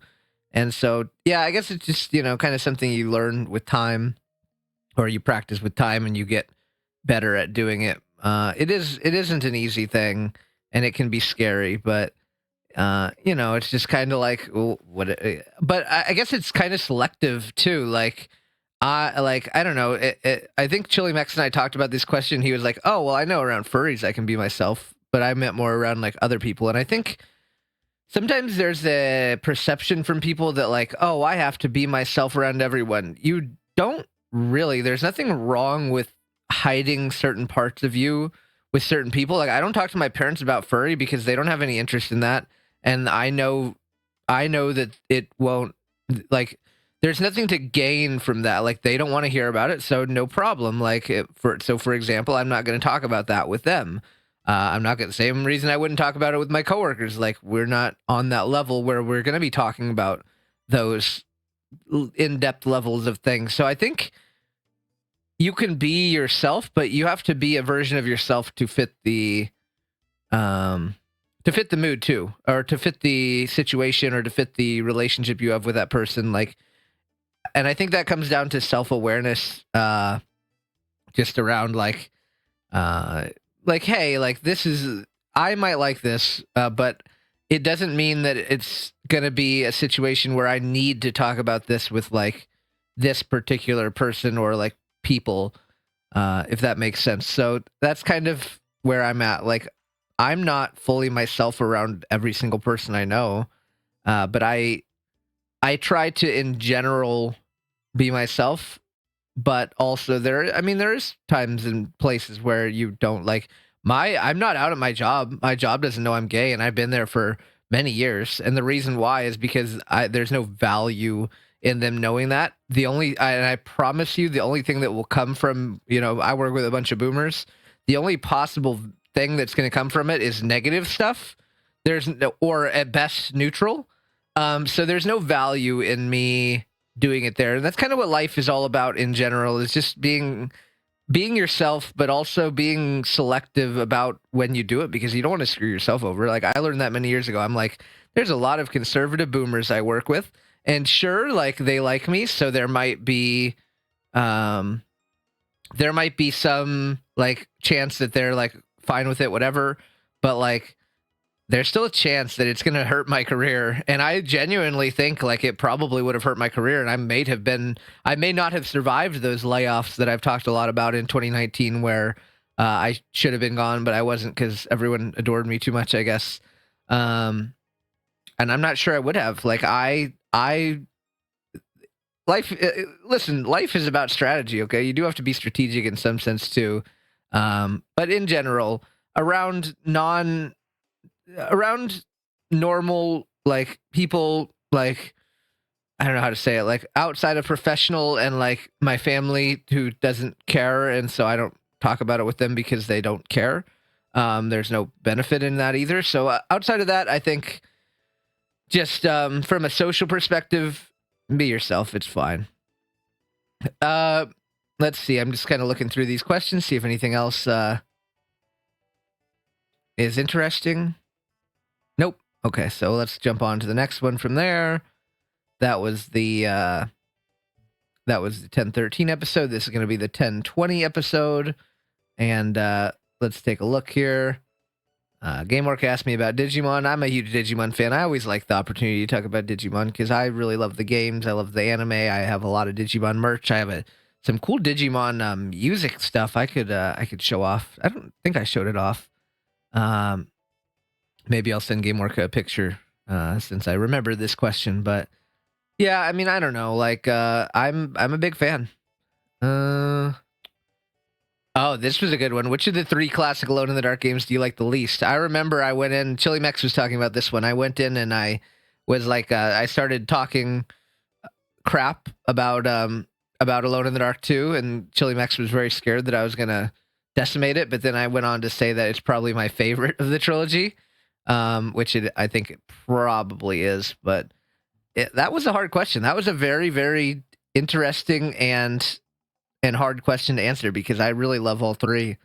But I do think, just to re-answer that question, 2 and 3 have the most silliness and charm, and I love silliness and charm. That is my kind of game, my kind of person. Like, that is what I like. So for me, that's why I like 2 and 3 more than 1. But 1 is also quite the banger. They're all amazing, but I listen again. Alone in the Dark questions. That's the way to my heart. Least favorite movie you've ever watched? I don't even know what my answer was to that, but um, that's a Gay Marco question. Hatred. I'm taking notes from what's the most awkward. Yeah, so Ethan asked me what was the most awkward thing I did, and I didn't even have an answer. God dang it, right, you? Um, let's see. Chili Mex said, reflecting on your past self in two different ways. What's something you believe was better about you? Oh, this is an interesting question. I remember this one because I put some deep thought into this one. It was asking, what do you think was better when you were younger? Like maybe like an aspect of like it was better when you were younger. Like when I was younger, I was more patient. Or for just as an example, that's not true. But like when I was younger, I was more patient and then something you improved on by growing up. So like now I'm more like conscientious about my time than I was when I was young. So yeah, that's what Chili Mex's question was. And I really liked that question. It was very, very thought provoking and something I don't think I think about too often or that I had thought about before. So it was very cool, Chili Mex. Thank you for that one. Oh wow, this was a book by Gabe. So Gabe said, let me see. How to allow ourselves to be more open with people we care about. You want to show them your emotions and you wish to connect deeper, but you don't see an opportunity. Yeah, so I had talked about this, and I don't even remember. I don't even remember what exactly I said, but I think the kind of opportunities to kind of get closer and bond with people, they come naturally. Like you can't necessarily force it. Like you want to get closer to them. Like the people I've ever got close with in my life has been more just like kind of situational. Like, oh, this thing happened, and then like here they were in my DMs, or here I was in their DMs, and then like I talked to them about this thing. So I think really life is just about so there's obviously some things that you have to take initiative and like make shit happen.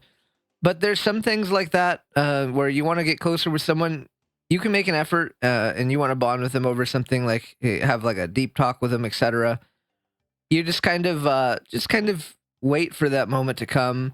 You don't have to force it. And that's kind of where you're at. Like there's no need to say like I want to get close to them right now, so I'm going to try to do this. Like just let it happen naturally and it will happen. If it's meant to happen, it will happen. Trust me. I've experienced that so many times in my life. So that was the end of the 1020 episode questions. Let's go on to the 1027 questions. Someone asked, are we allowed to ask super personal questions? Yes. I'm just gonna keep going through this. Oh, I remember this one. This one was an interesting one, and this became the podcast episode title because it said, how do you stay truthfully genuine between your many friends? I asked this because I noticed you give a lot of the same general response to any of your friends when they're feeling down or struggling, so it can be hard to tell if you're actually genuinely mean what you say from time to time. Which, yeah, I was really offended by this one. I remember talking about this, and this was like the first time I was like, wow, that hurts. That really hurts that I myself, who have very limited time, spend my limited time to try to, say positive things to people, and it's looked upon as, even if most people aren't looking upon it as not genuine, that someone is looking at it is as not genuine is pretty hurtful. So yeah, I don't know. I was very upset when I read that one originally. I get that they weren't trying to be mean, but it kind of came across that way. I'm not gonna lie to you. It was a little bit mean, but yeah. So for me, I mean, I talked about it a lot, and I'll talk about it more. But it's easy to stay genuine. Just be genuine. There's no challenge behind it. Just mean what you say. And when I say something to someone, I mean it. And I wish this would be obvious. I think it should be obvious, but maybe different people perceive time differently. Like, I don't have a lot of free time. So if I go out of my way to like say nice things to you or try to cheer you up or like spend time with you, like it's a big deal for me. And it might not seem like a big deal for some people who maybe have more free time. But for me, I am very limited with my resources, and time is my most precious resource that I do not have a lot of. And so if I'm giving that to you, like, at all, even if it's a 30-second tweet, like that's still valuable to me. And so I hope that it would come off as genuine just because, yeah, again, I'm giving you a precious resource of mine, and I try to never ever take take for granted someone giving me their time because it's such a valuable resource we can't get back.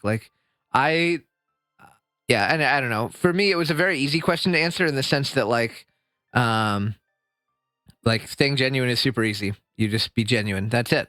There's no, there's no technique. Mean what you say. When you say something to someone, when you do something for someone, do it because you want to do it for them. Don't do it to try to gain favor. Don't say like, hey, if I say this to them, if I make this post on Twitter, everyone's gonna see that I'm such a nice guy. Like that would be pretty stupid.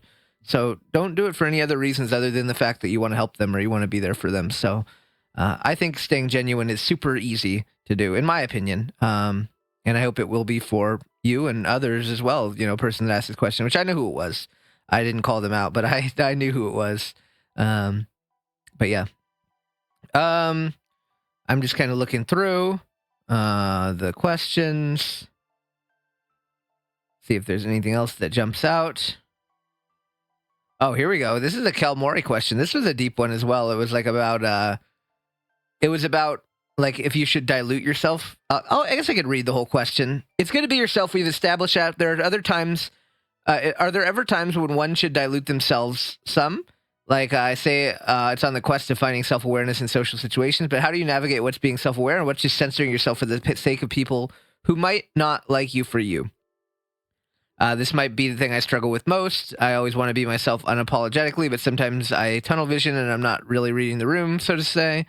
And I guess, yeah, so, yeah, this was Kel's question, and, the way I answered it was basically like, it's probably not a bad idea to dilute yourself in sometimes, like when you're first meeting some people, you don't want to just go like ham. Like I'm a very loud over the top person, and like I try to be a little conscious of that. Like if I'm going to a group for the first time, and not be too overly obnoxious in that regard. But like at the end of the day, right, you like they need to know you for you because you're gonna be yourself. But I don't think it's a bad thing to lean like kind of like ease into it, right? Like I'm not going to be my super ultra loud self the first time I meet someone, but I'm going to kind of go little by little and just kind of get there to my full true self, right? So little by little we're going to get there. And I think you should reach a point like when we have our community nights and stuff, like I am 1000% myself, for example. So like I would say you reach a point where you can truly be yourself unapologetically, but I don't think it's a bad thing to dilute yourself and kind of a little less diluted. It's kind of like anything, right? Like you like drink alcohol and then you have like super diluted alcohol when you start because you can't handle it. Then maybe you undilute a little bit, it's like coffee. Like sometimes like people who don't drink coffee or have never drank coffee will put like tons of creamer and then like you get used to the taste of coffee. So you put like less and less creamer in, for example. It's kind of like that. You'll be working your way up to a level where you don't have to be diluted at all if you don't want to be. So yeah, I think, again, I'm not trying to go into all these questions and like just answering them again, but it was a really interesting question and I really enjoyed answering that one. Chili Mex talking about you feel like you're missing a special someone or something in your life. So whether this feeling, how would you deal with it? Yeah. So like, how do you feel if you're like feeling bad about like that you want a special someone like a partner or something in your life? And I mean, I think it's just there's not really a good way of dealing with it. You just kind of push yourself through and do things that make you happy. So yeah, that was my answer to Chili Mex's there. How do you find the motivation to go to the gym or work out so often? Routine is the key to everything.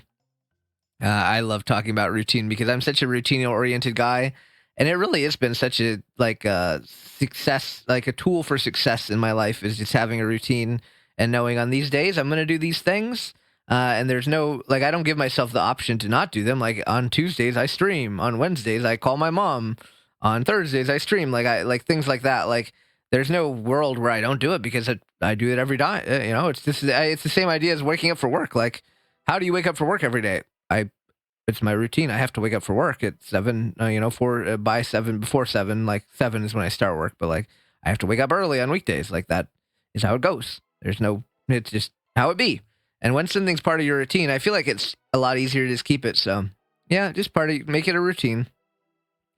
Gamework asked me about FNAF. I didn't have a lot of thoughts. My least favorite Pokemon video game. Um, what would you be a professional at any competitive video game? That was a good question. I don't remember what I said. What did I say? Did I say League of Legends? I don't know. Oh yeah, that's a good one. Is there any Persona species you don't like? Game Worker, why do you want me to hate on everything so bad? No, I think honestly, the question was like, is there any you don't like or you couldn't see yourself having? I think there's certain species that kind of I don't feel like give my energy. Like I think the one thing I said was like I adore red pandas, but I could not see myself being a red panda, if that makes sense.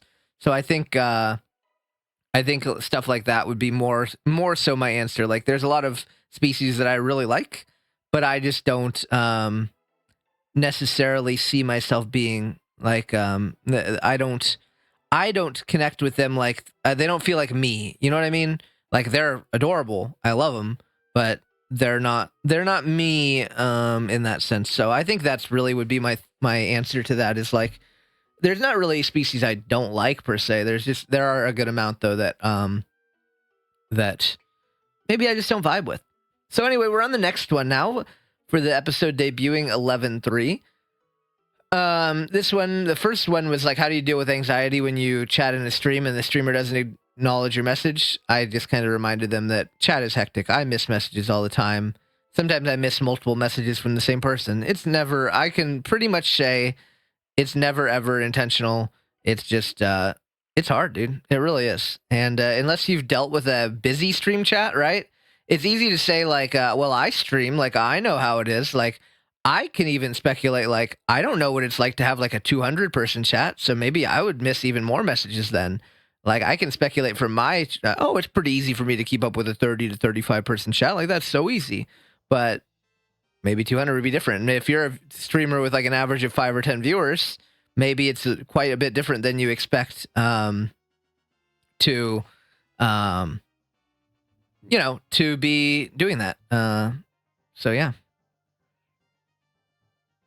Your favorite game you've ever streamed? I don't remember what I answered that. Maybe Celeste? Halloween costumes. Oh, look, the Otterly's first question. Whoa, the boy jumping in.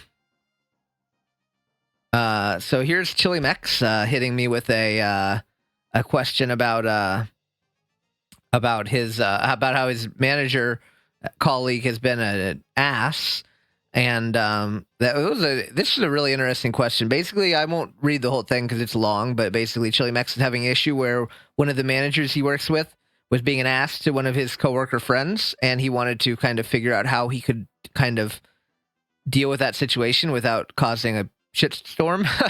So this is an interesting question. I think what I said was like, if you have a good relationship with your boss, you just need to kind of talk to her and don't do it in an accusatory way, but do it in a way where you're like, hey, I have concerns about this situation. Like, what do you think? So like bring up your concerns, but in a very non-aggressive, very non-judgmental way, and put the ball in her court to make the decision, because, managers love being able to make decisions. So I think that was good advice. I think it worked pretty well. Gamework asked me a question about if I made a Scooby-Doo series and I had Jax and Scooby, who else would be in there? That was really fun. Who has screamed the most loudest? Yeah, well, we got a lot of good answers there. And your least favorite American breakfast cereal? I don't eat much cereal, but I'm not much of a cereal guy. I'm a sweet. I said the wrong thing. I'm a savory breakfast guy. I like bagels and stuff. Yummers. All right, so that was the questions for the 11.3 episode, and now this is the questions for 11.10 episode. Let's see what catches our eye here. This was a Chili Mex episode. Oh, we had to answer. Chili Mex got to talk about his favorite tales. Now that is a Chili Mex question if I ever saw one. Chili Max, what are your comprehensive thoughts on the Kingdom Hearts series as a whole? I think I made a joke about that, and I was like, I was saying like, oh, you could ask anything you want. Like, you could ask Chili Max for his comprehensive thoughts on the Kingdom Hearts series or something. Like, that's really funny because he could probably talk about that for like 87 hours. I think I made that joke in Game Work. Is he's just a little sassy guy, so he he said, I'm gonna say that because I can say that and you can't stop me. And you know what? He is so real for that. What's the most amazing thing moment you've experienced? I think we were just talking about like a con. Chili Mex and I were. Right, you should please tell Chili Mex is awesome. Yeah, we don't have a lot of deep questions in this one.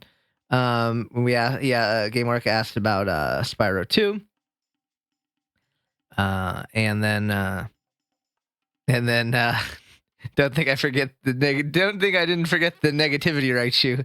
What's your least favorite PS1 game you own? That's really funny. All right. So yeah, that was a shortish amount of stuff to read. So we'll jump on to this is the episode debuting 11/17, which I think this was just me. I think what was on this one? This Otterly asked about strange peripherals that I have, which is a cool question. I didn't really have anything. I don't feel like I had anything ultra cool to show, but I hope you liked him. Okay, so this is Kel. He said, if your stream never got off the ground, what do you think you'd do instead? Like, would you try to do something creative? Videos on YouTube? Would you try to keep an online presence, or would you ever give up to begin with? Yeah, and I did talk about this, and like, I don't know, I already had an online presence, and I've always been doing, basically since I was able to upload on YouTube, I've been having some kind of online content creation presence. So for me, there would always be content creation in some form. I've done it forever, dude. I've done it forever. Literally almost since YouTube got off. I was just a little kid and saying like, yo, let's make some videos and see where it takes us. So yeah, I've always done content creation. I don't think that would ever change. Even if the stream was never got more than 3 viewers, maybe I wouldn't stream as regularly, but I'd always stream. I would definitely stream on occasion. I probably wouldn't have like a set like twice a week schedule like we do right now, but I would still have streamed on occasion. I definitely would have created content on YouTube. I would still have an online presence like I always have on Twitter.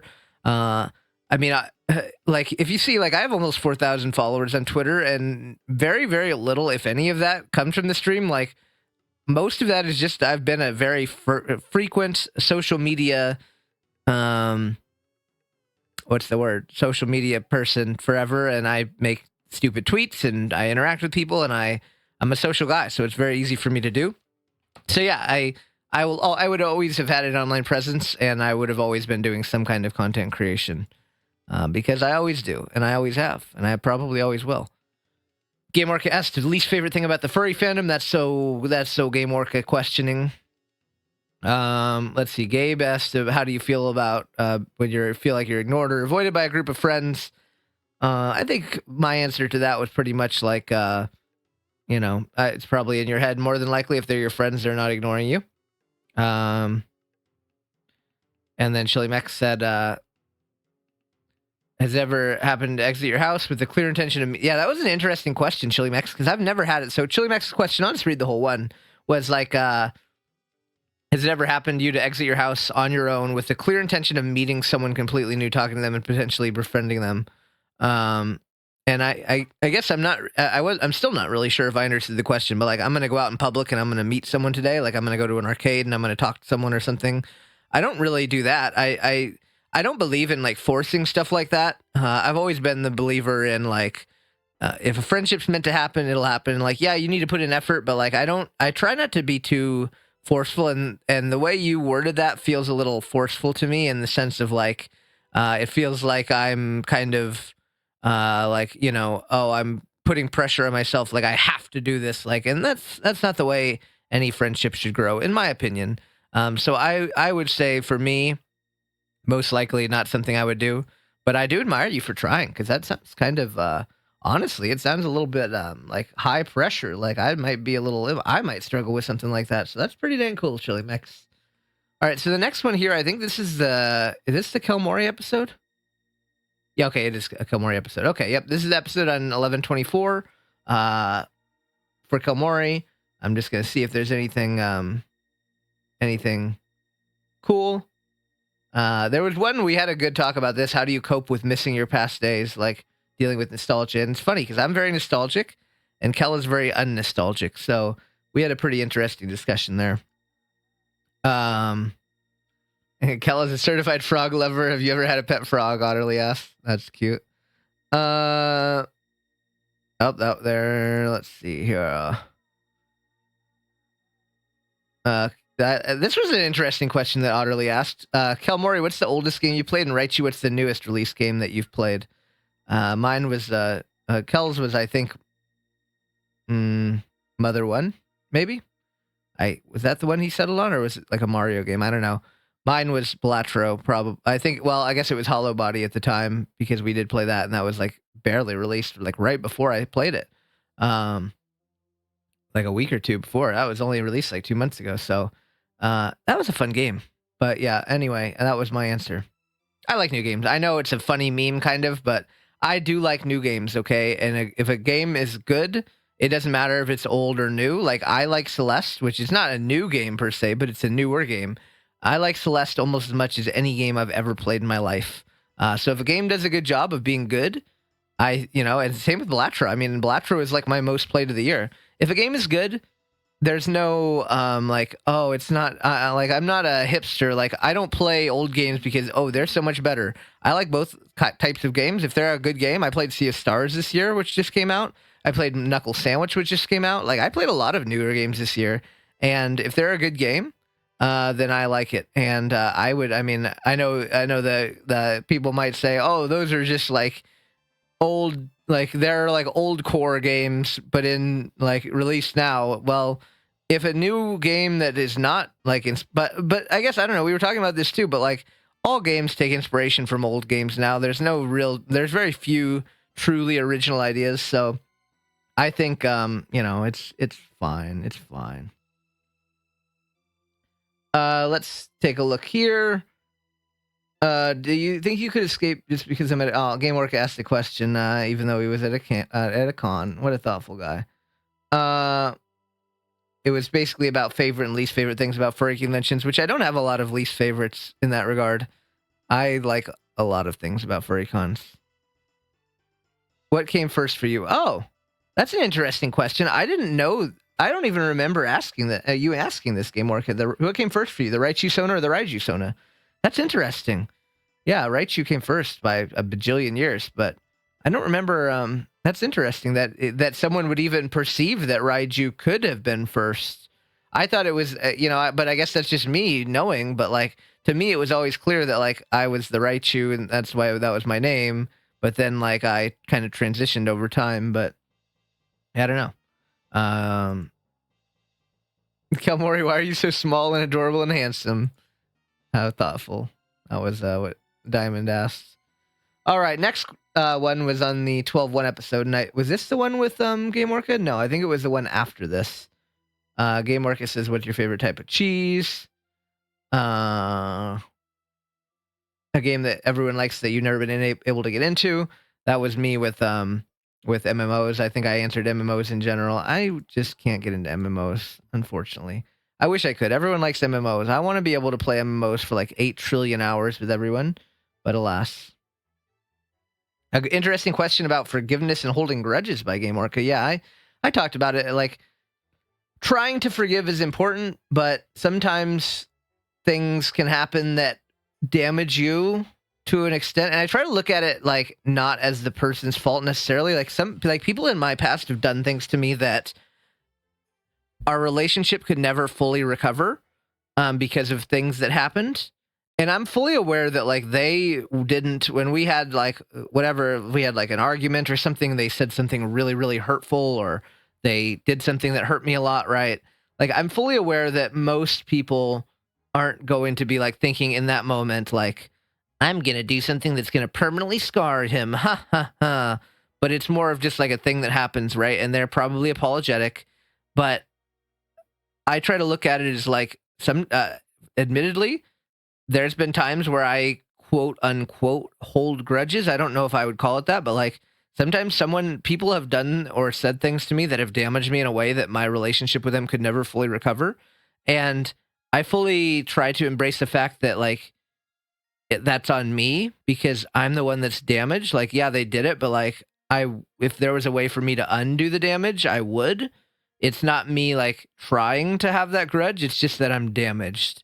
And and that's okay to be damaged. We're all imperfect. We're all flawed. We're all damaged in certain ways. So that's kind of my thought on grudges. I don't intentionally hold grudges, though, surely. Oh, talking about League of Legends characters that we don't like. Oh, that's the Yummers one. Anything else here? Stressful times are. Oh, this might have been answer of the year. I think this might have been maybe potentially question of the year. Chili Max. This is Chili Max's question, and I'm going to read the whole thing because this was he gave me feedback that it actually was helpful. But the question is, it says very stressful times at work. You may have already started. When I'm ultra stressed, I become way too serious and I can't manage to relax. I become, quiet and boring and annoying to be around. And that's my most bothersome trait. So how do you manage to not lose yourself in a stressful setting or situation? How do you not become a husk of yourself? Manage to still process your emotions and your personality instead of shifting your whole focus to the thing that's currently upsetting you. And I talked to Chili Mex, and you know what I told him? I said, don't let yourself be lost completely. Save a little piece of yourself, even if that means, that little piece of yourself is just like singing to yourself in your car at midnight about silly songs that you like. Then that is more than good enough. And then Chili Mex told me, like, yeah, that is actually the strategy he took. He would be singing wicked songs in his car at 1 or 2 a.m. in the morning, and it let him, keep that piece of himself that makes him him. And I think that was really cool, and I'm glad that advice helped because it really is important. Like, it's kind of like Kingdom Hearts. I talked about that before too. Like, it's like in Kingdom Hearts, you don't want to let the darkness fully consume you. So try to hold on to what you can to not let yourself be fully consumed by that bad stuff. All right, so now we're on to this is the Game Work episode that debuted on December 8th. And it says, let's see here, Orca, where are you? That's funny. The gentle question from Otterly asking, Orca, were there any specific works of fiction that got you into your genre of writing? And it's funny, guys, because he writes very kinky stuff, and so I understood the question that was being asked. Going through here. That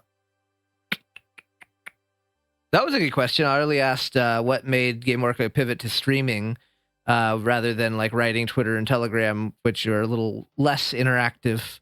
That was a good question. For me, it was like I never had that. I always did interactive types of media, so that's interesting. Good question. Here's a Chili Max question. He said, I think you're a very, very, very cool person and super chill, friendly guy to have around. It's awesome to see you join the community. Well, that was sweet. What a sweet message for real.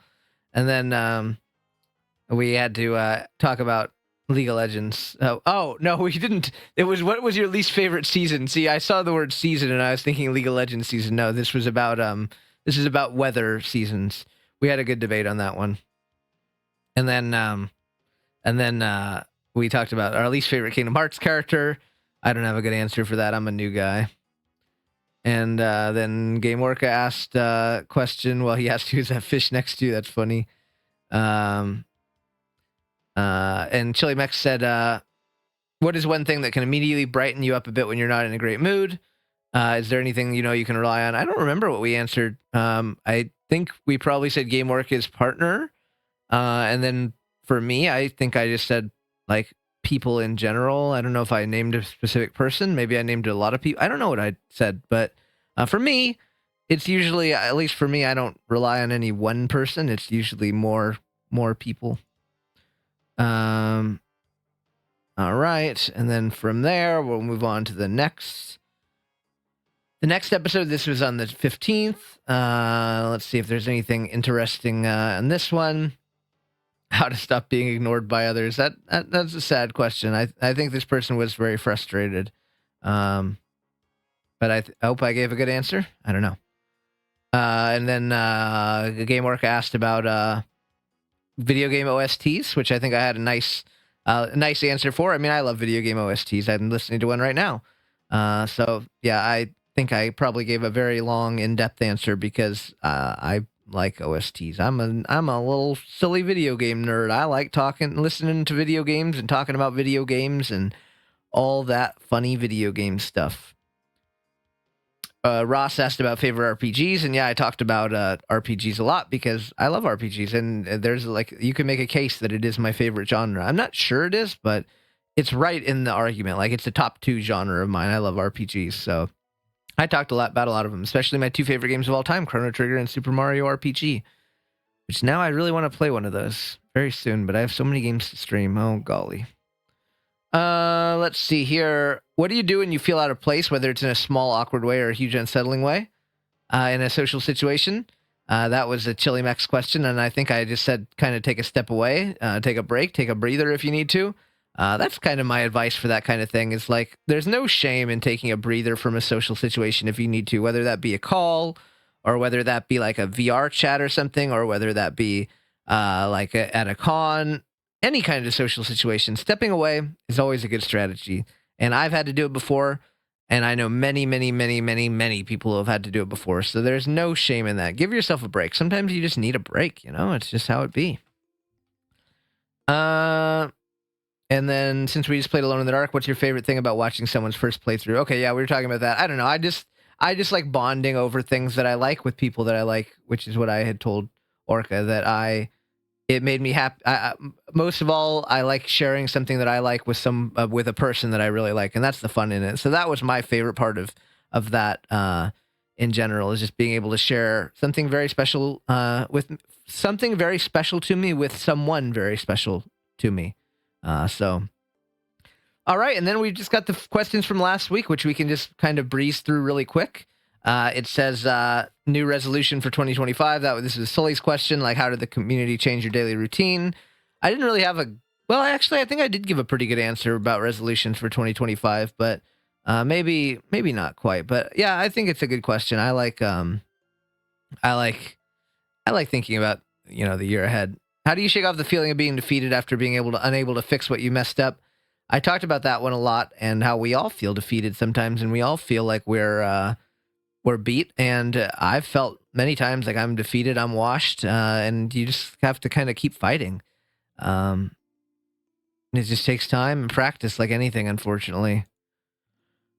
Chili Mex asked, this was Chili Mex's deep question where he said, what's something you wish you could tell your 2023 self, and what's something you'd like to leave for your 2025 self to listen to? This is a great thing, and I think it's really cool. And I'm happy that I'll be able to hopefully listen back to the podcast episode next year and say, you know what, that was good advice for 2025 me, or I wish I had followed it, whatever it may be. Like I hope that I'm able to I did give myself some good advice, and then I'll be able to listen to that back and go, you know what, right, you? That was some good advice. Great job, you. And then I'll pat myself on the back because it feels good to pat yourself on the back. Listen, sometimes you just want pats, okay? Sometimes you just want pats. Even a big, scary, mean guy like me likes to get patted, okay? It's nice.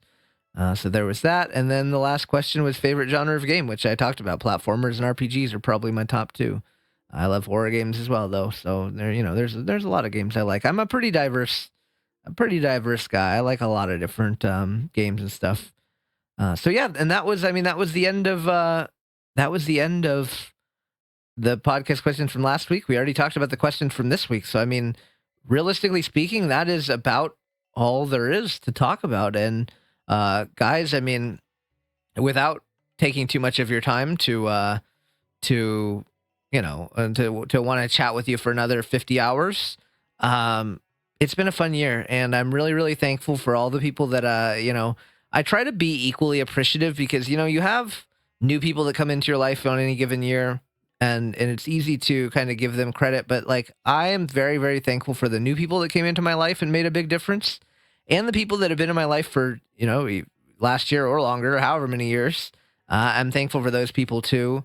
We were able to do things to make memories with new and old, and I think it's always important to be meeting new people and to kind of evolve myself in that way, like just get to know new people and continue to grow my bonds with the old people. So I want to thank everyone out there that I was able to talk to, especially, I mean, anyone who tuned into even a single stream and hung out for a little bit and we were able to chat or chatted in the Discord a little bit.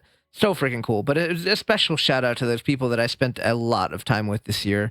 And, probably those people, would know who they are. I don't need to go into specific names, but I hope I hope that everyone knows that I'm very appreciative of them and thank you for being a big part of my life. And the best part is going into any new year is just kind of the uncertain for me anyway. I love the uncertainty and I don't know what 2025 is going to hold, but I hope that many or all of you or however many of you can be, I hope you'll be here by my side as we push into 2025. I know I'll be here. I hope you will be too, and let's make more memories together. Because I never get tired of it. Like I'm so happy for the memories I made with people this year, and I'm so ready to make more in 2025. So let's go out there and let's have a good year. Let's do our best.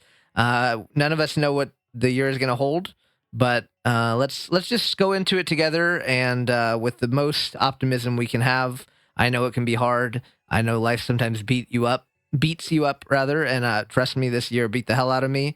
But you know what? We're gonna do our best for 2025. So I hope you guys will do your best too.